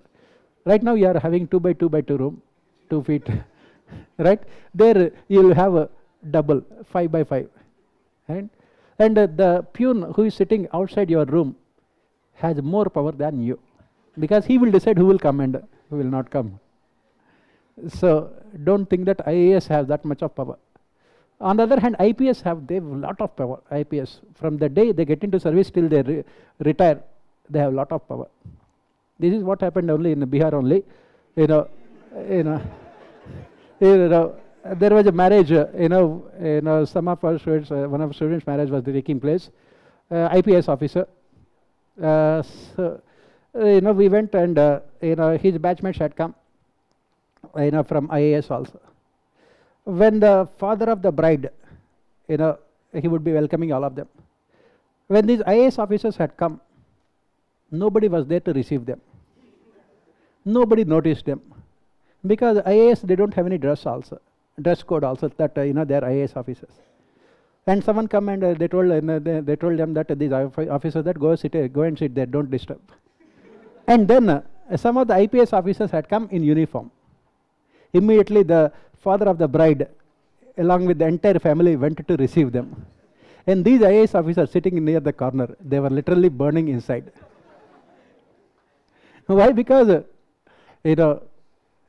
IPS officers have that uniform. Then anybody can recognize, everybody will recognize. If you don't recognize them, they will know how to make you recognize also. On the other hand, IAS officers, poor people, nobody will recognize. They will travel in metros like you people only. Most of my students who are posted in various states, when they come and meet me, they will travel in metros, like you people only, just there above poverty line. You are. Otherwise, PL is the same, poverty line, right? On the other hand, IPS officers, they have a huge amount of power. I told you, I went to one of the places. There, the collector as well as SP were also our students only. So I called up the collector and I said that it was during festival time, so I was not getting any accommodation. I said that can you find some accommodation for me? Collector, he tried his best. Sir, I tried my best, I could not, because that was the time when elections were going on. All these ministers were in these government guest houses. Then I called up the SP. Sir, just wait for 5 minutes. And within 5 minutes, he got it. That is what IPS officer. So make sure that when you are making your choices, be careful. Right? How many of you have IPS as your first preference? Very good. IPS people, they have so many opportunities. If if you are getting bored, just go out and just kill people. Just for fun. Just for fun. Just for fun. And then after that, tell them, they have neutralized, not killed, the most dreaded, terrorists. Right? These kind of facilities are not available to IAS officers. So coming back here, this is what Max Weber has said. He said that there should be clear-cut separation of individual income from organized assets. Why? Because to remove corruption. Next important feature of Weberian bureaucracy is rationality. This is the most important one, which is very, very significant from our ethics paper point of view. Rationality. So what is rationality? So how do we define rationality? How many of you are rational?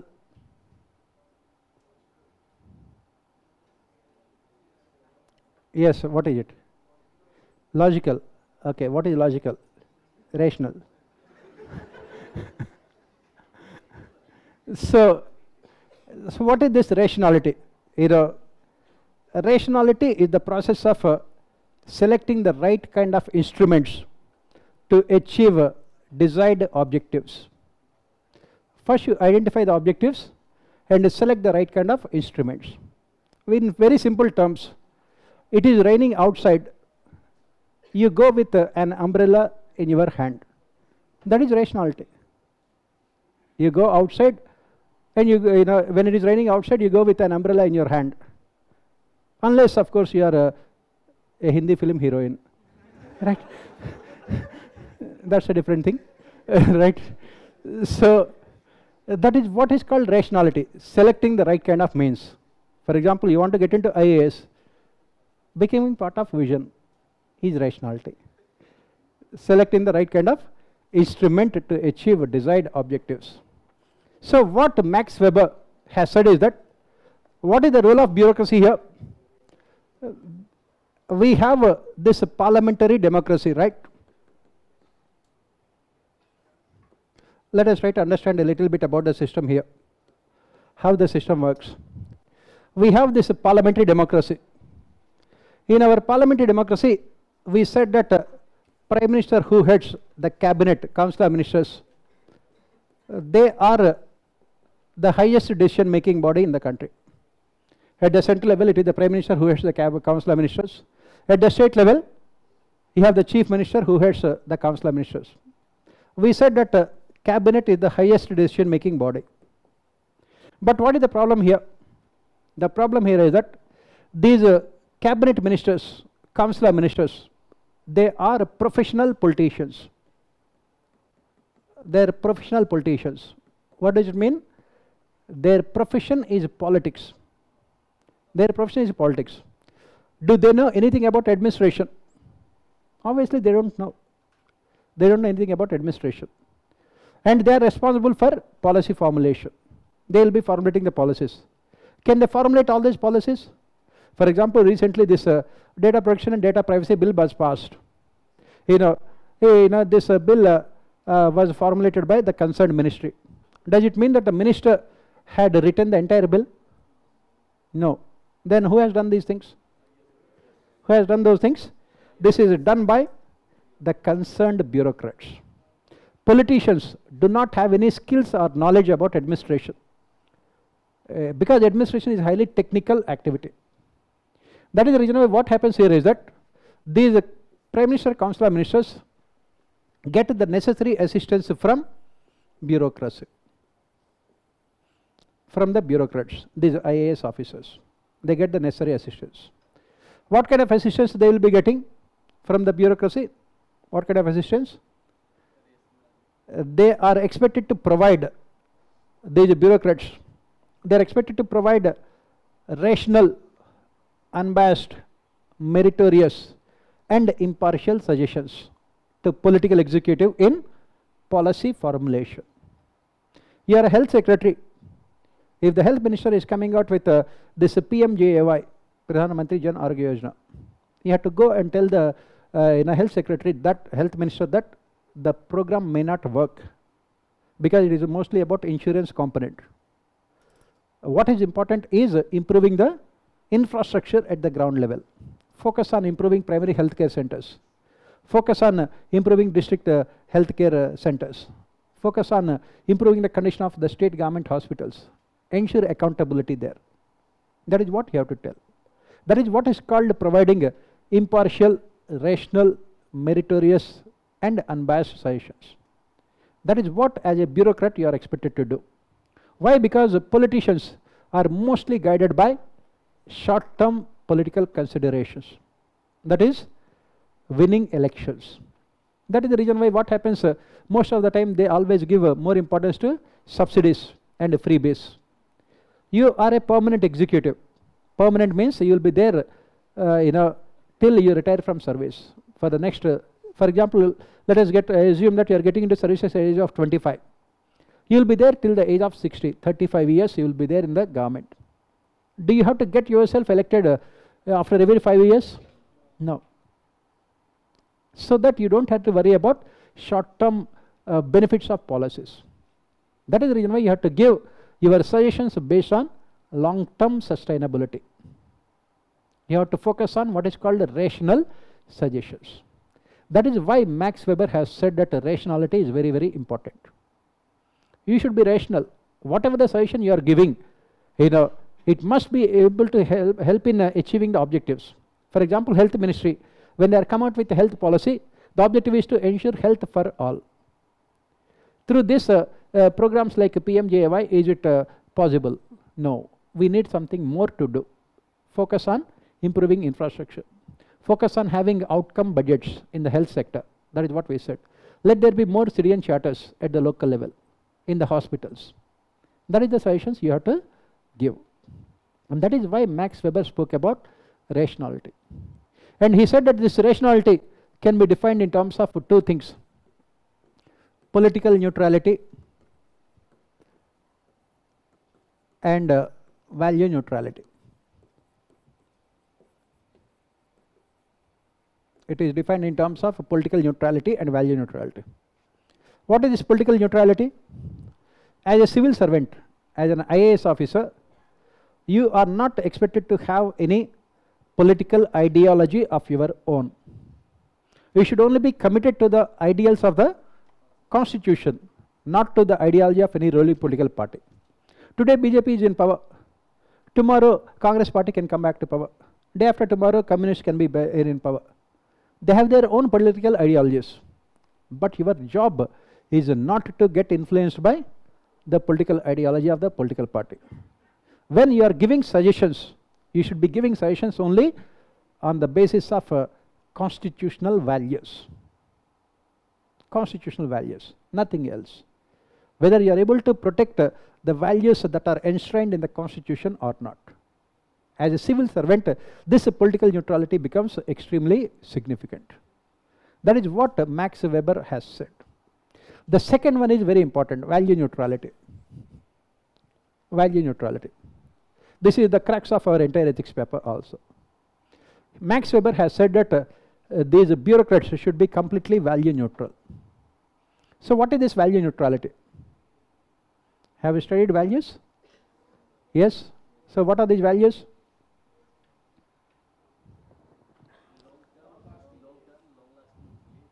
Long-lasting beliefs. Then if it is what is the difference between values and ethics?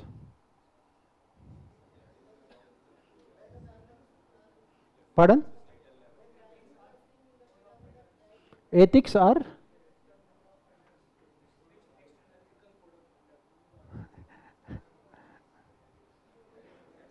What is the difference between ethics, values and morals?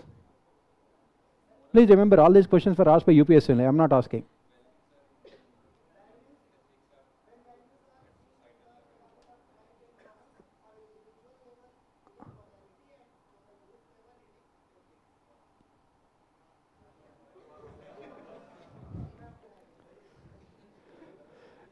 So let me put the question differently. How many of you have values? Values. What kind of values you have? To understand value neutrality, you should know what is values. Value commitment. And for that you should know what are values.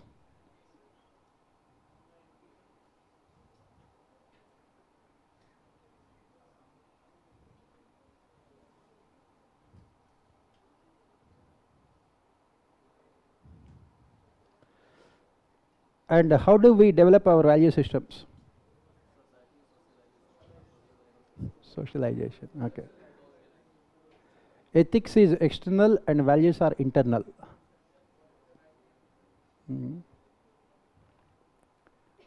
What do you mean by external and internal?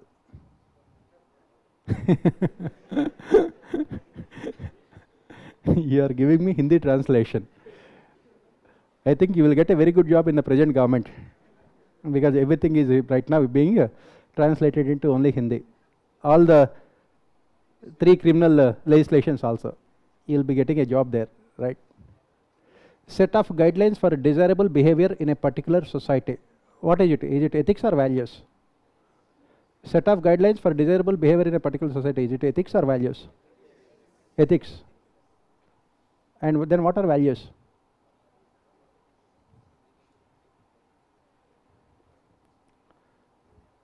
So this is what we say. What is the difference between human beings and animals?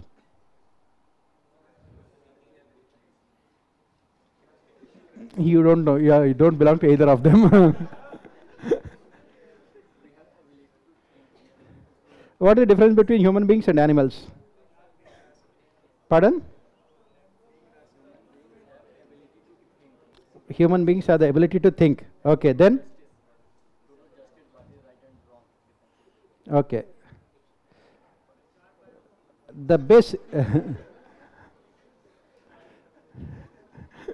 the basic difference between human beings and animals is that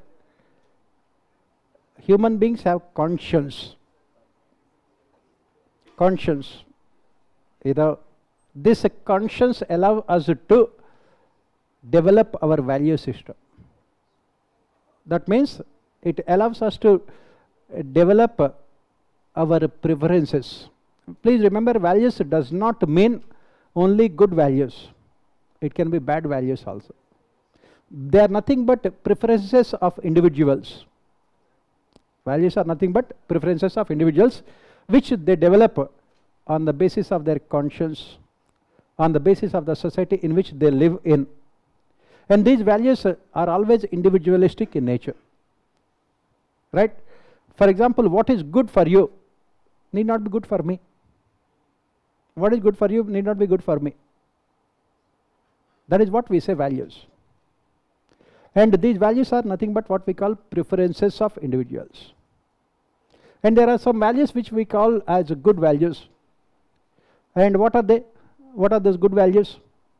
Honesty, integrity, then love and compassion, empathy, selflessness, service to others. These are all good values. And what are bad values?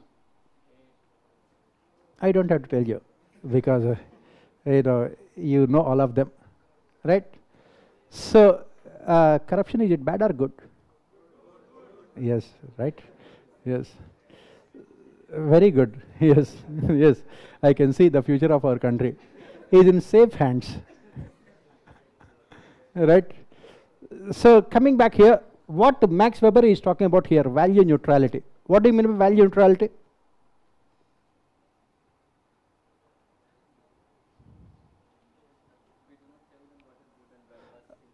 What do you mean by neutral? Neutral means what? Pardon?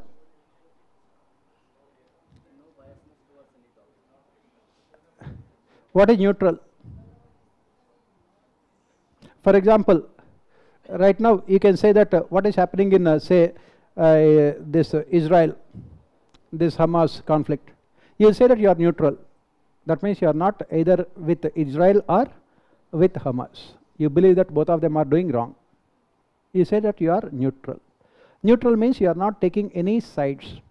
You are not giving any preferences. You are not showing any of your choices also. You are neutral. So coming back here, what Max Weber has said about this value neutrality, why this concept of value neutrality is the essence of our entire ethics paper. That is what let us read.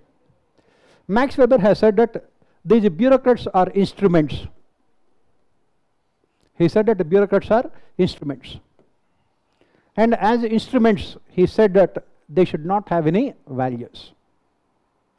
What do you mean by instrument? What do we mean by instrument? Pardon? For example, right? At least have some shame also, right?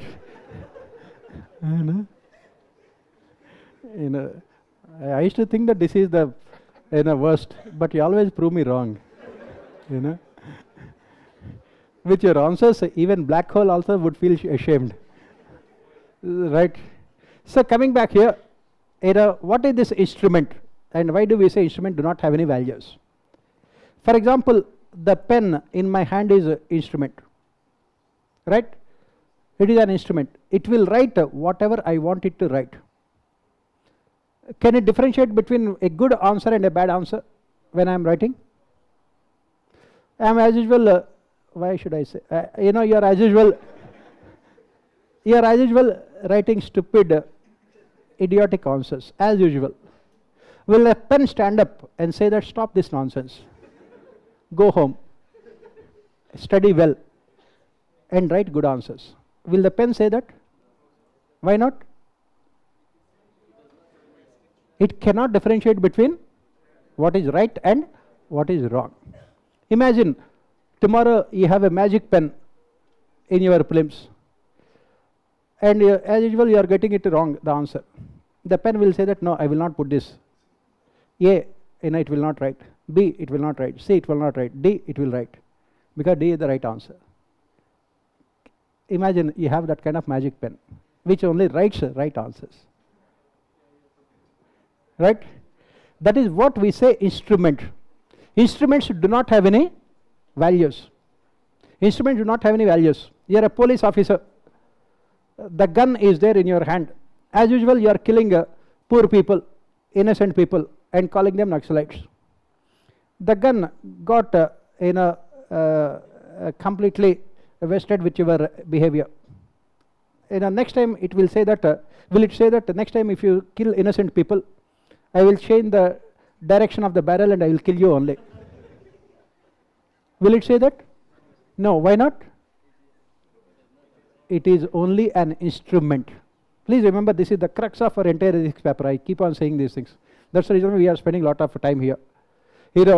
Max Weber has said that even bureaucrats are also instruments in the hands of political executive. And what is the responsibility of bureaucracy? To implement policies formulated by political executive. And how should they implement the policies? Strictly according to rules and regulations. Since they are instruments, they should not have any values. Just blindly implement the rules and regulations. That is what Max Weber has said. Why this becomes so important? As I said, let us assume that you are a district collector. I gave that example. An old woman comes to your house in the middle of the night, extremely poor, vulnerable. And she did not have anything to eat also, no place to reside also. She comes and says that, I am extremely poor old woman, please help me. And as a Weberian bureaucrat, what you have to do? You have to ask her whether she has the necessary documents to prove that she is a poor person. In the government, what is most important is written documentation. Written documentation. You go to a government office and say that I am alive. Please give me my pension. They will say that we don't know. Give me the certificate that you are alive. That is what? In government offices, everything is about written documentation only. Similarly, you will tell her, you will ask her, do you have any proof to show that you are a poor person? Like, Aadhaar card or ration card or anything, all other identification cards given by the government to the poor people. She says that I don't have any of those things. Then you will ask her, does she have any Aadhaar card? She says that I don't have any Aadhaar. Where is the question of Aadhaar card? I don't have any house to live in. I don't have any residence also. So what you have to do as a Weberian bureaucrat? What you have to do? You have to follow rules and regulations. And you have to tell her that I cannot help you. Why? Because you do not have necessary documentation. The government says that you can provide the benefits of all the welfare schemes only when the concerned person has the necessary proof that he is eligible for those benefits. But unfortunately, in this case, she is not having that kind of proof. What will you do? What will you do? If you go by Weberian bureaucracy, value neutrality. You should not differentiate between what is good and what is bad. You have to implement only rules and regulations. You have to implement only rules and regulations. So what you have to tell her? Please get the necessary documentation. Then only I can help you. Otherwise, I may not be able to help you. Take care of yourself. God bless you. That is what only you can say. This was asked for 25 marks in your ethics case studies. One more example. Again, these are also asked as ethics case studies only. Value neutrality. As I said, this value neutrality, the crux of your entire ethics case studies, everything. There is a old couple is there.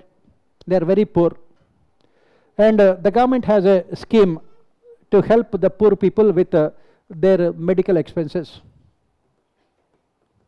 And the scheme says that people should be very poor. They must be from rural areas, and they should be living below poverty line. They have all those identification cards, and it should only for backward sections. Backward sections. That means scheduled castes or scheduled tribes. So the old couple, they have fulfilled 3 criteria. They are very poor. They are from rural areas. They don't have any other source of livelihood, and they belong to BPL, but they do not belong to backward caste. They are from forward caste. Would you be helping them? Should you be helping them? Yes or no? Will you help them? If you help them, what happens? Tomorrow you will be suspended. Simple. You will be suspended for violating rules and regulations. Because rules and regulations say that only people belonging to backward caste should be given those benefits. Right? And that is what is called value neutrality. Value neutrality. Max Weber has said that this value neutrality is the most important feature of his bureaucracy. Why he spoke about value neutrality? He said that bureaucrats are only instruments. As instruments, they should not have any values. As I said, the pen in your hand is an instrument. Can you differentiate between a good answer and a bad answer? No. Similarly, you are a bureaucrat. You are only instrument in the hands of the government. The government says that you have to only implement the rules and regulations, and you cannot violate them. So you can help the people only when they have those identification cards. And can you say that I can see that she is a very poor person. I can also see that she cannot go anywhere else in the middle of the night. That is none of your concern. Why? Because you are only a Weberian bureaucrat. So the question here is that should the bureaucrats have values or not?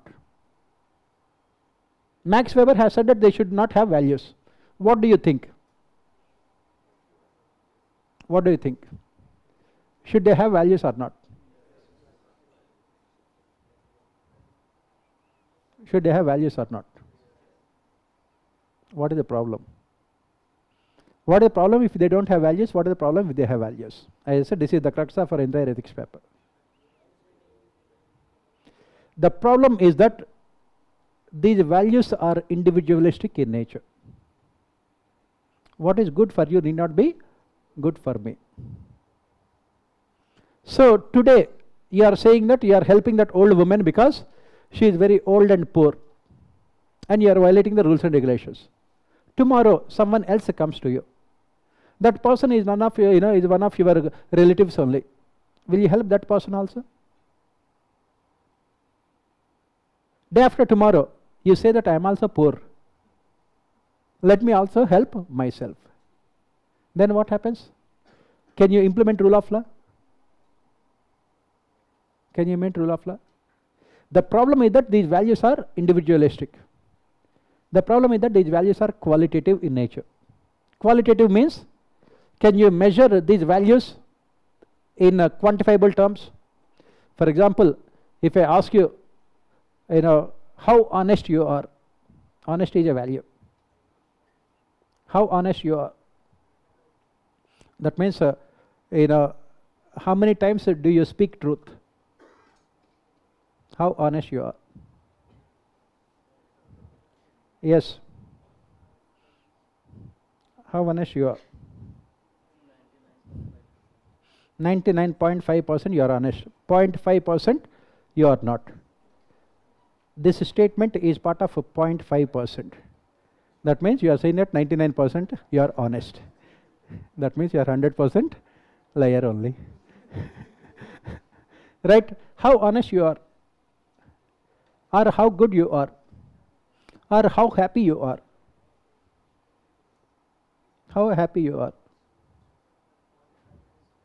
Exactly. What is happiness? What is happiness? How do you measure happiness? Can you say that I am 70% happy? 90% happy? That means you are 10% sad, unhappy. That is where the problem with these values. These values are qualitative. They are individualistic. That is the way in our ethics paper so many times the questions are asked. The problem is that these values are situational. They are individualistic. Can we have any values which are universal? Again, all these questions are asked in your ethics paper. Whether you have studied these things or not. Have you studied these things? Values? So what are those values which can be considered as universal? Pardon? Love and compassion. Okay, very good. What is the difference between love and compassion?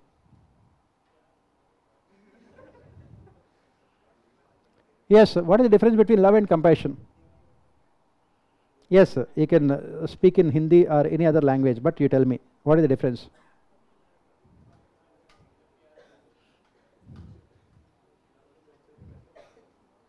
What is the difference between love and compassion?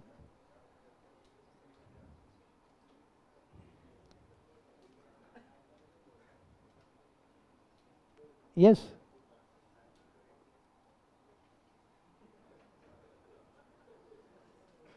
I am asking a question, right? What is the difference between love and compassion? You are saying that love and compassion are universal values, which are absolutely right. But what is the difference between love and compassion? Are both one and the same? No. Then what is the difference?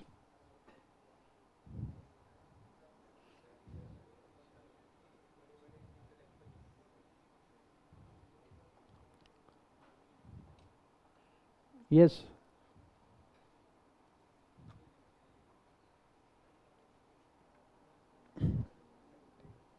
What is the difference?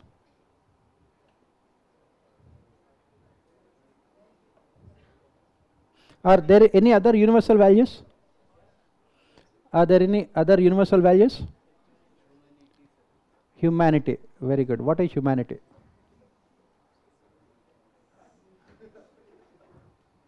See, please remember one thing. Please remember, ethics paper is very easy provided you have the conceptual clarity. It can be extremely difficult if you don't have. That is what important, because nowadays they are asking mostly philosophical essays also. You need to understand all of them. So anyway, let us come back and look at what we are discussing. Don't expect me to answer all those questions, because it is unethical to answer ethics questions in our governance classes. Please try to understand. I also have my own value system. Right? So love is an intense feeling of deep affection, whereas compassion is the sympathetic consciousness. My God. After Karl Marx, I have seen this kind of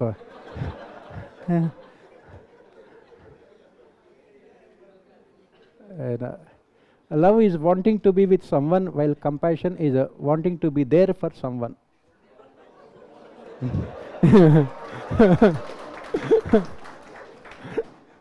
No, they are trying to come out. At least we must appreciate their efforts.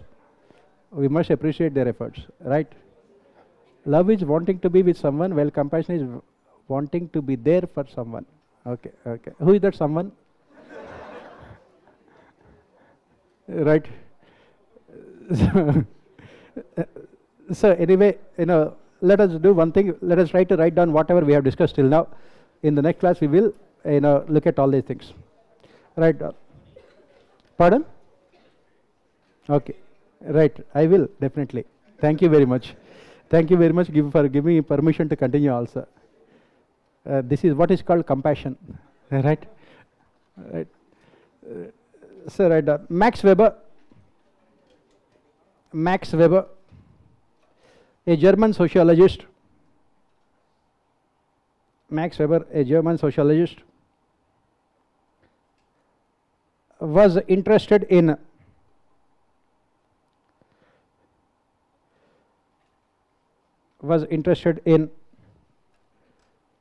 studying the dynamics of power relationships in the society. Studying the dynamics of power relationships in the society.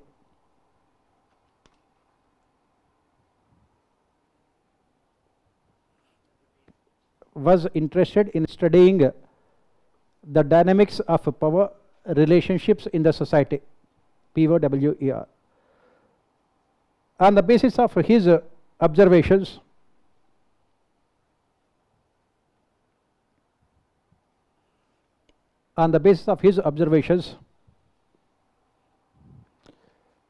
he had concluded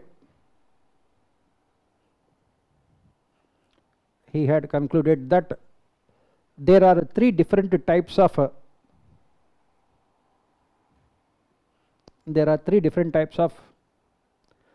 legitimate authority,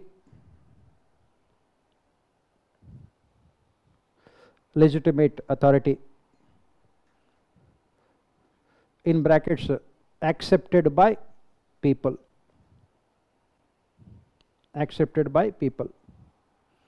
legitimate authority in any society, in brackets accepted by people in any society. They are first traditional authority,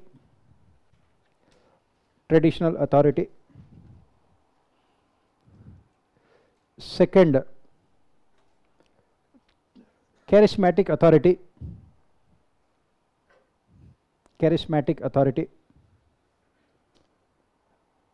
CHARISMATIC, charismatic authority.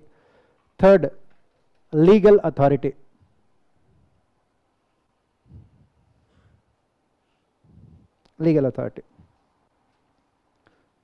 Next paragraph. In traditional authority,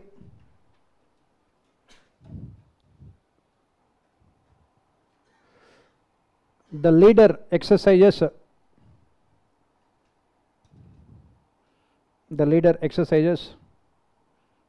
authority over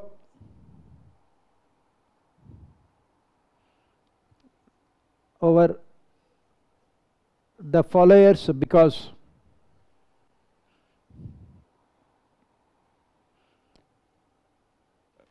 the followers have a respect for traditions and customs. Have a respect for traditions and customs.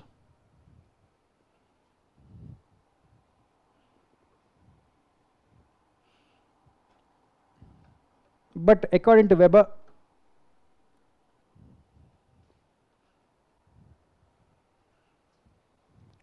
this traditional authority is irrational.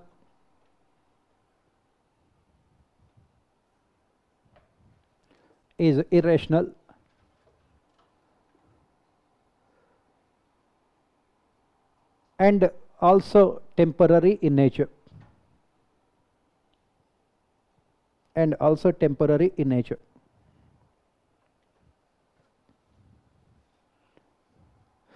Second, charismatic authority.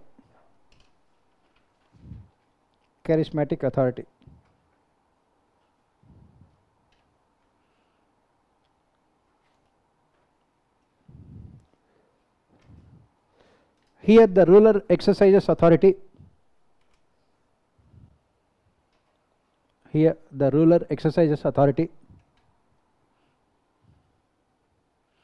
Because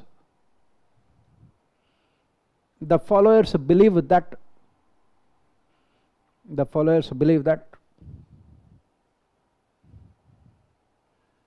the leader has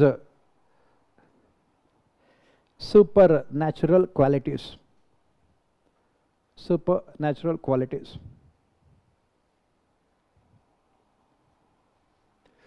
This is also irrational.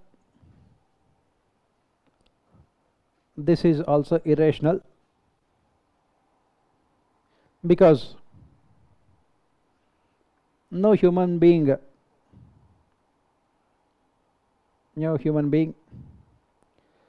can have a supernatural qualities.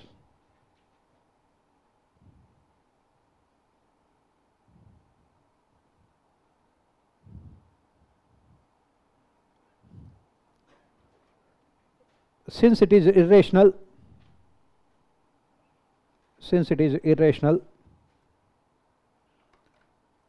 it is also temporary in nature.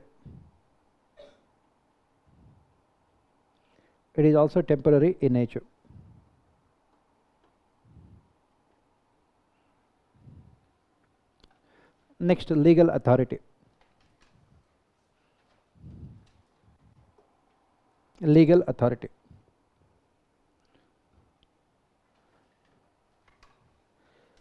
Here, HERE, here,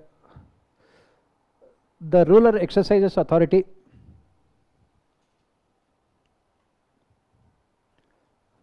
strictly according to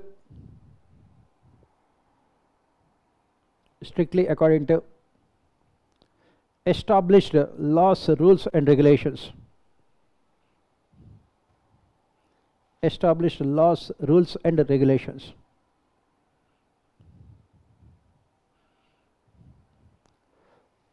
There is no scope for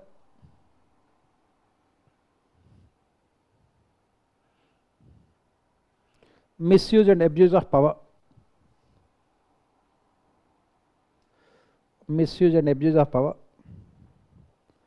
As can be seen in traditional and charismatic authorities.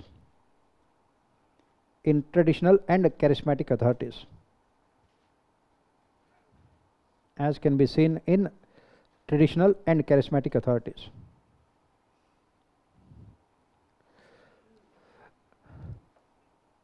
Power is exercised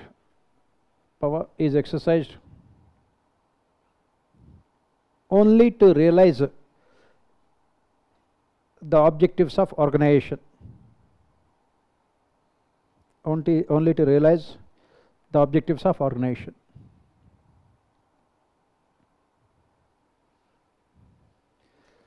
Since this legal authority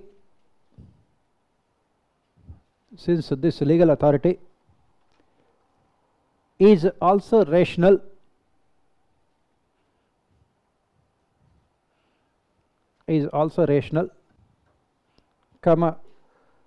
it is accepted by people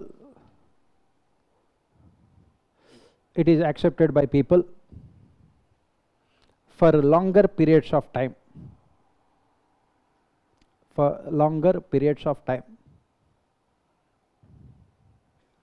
That is, this authority is permanent.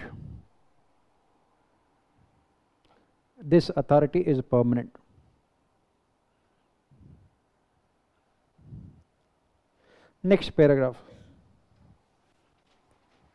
According to Max Weber,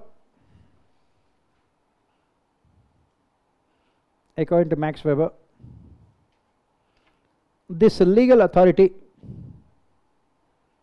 is exercised by bureaucracy.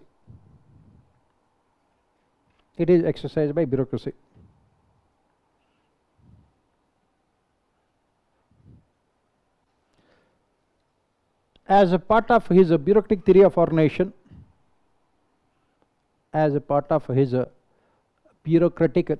organization,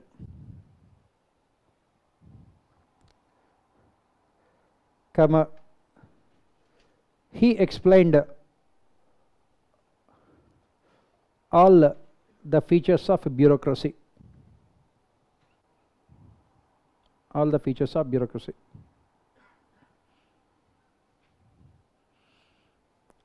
Next, bureaucracy is a combination of two words. Is a combination of two words, bureau and cracy.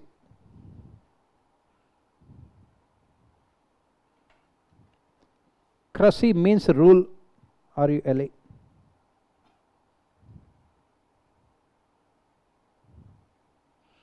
And bureau means desk or table.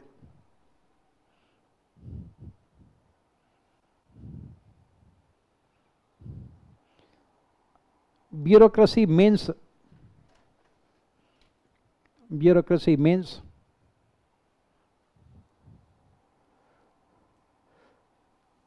rule by those who are on the other side of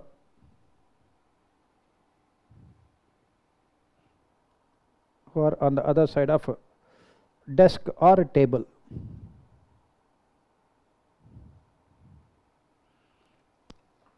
It is an administration carried out according to established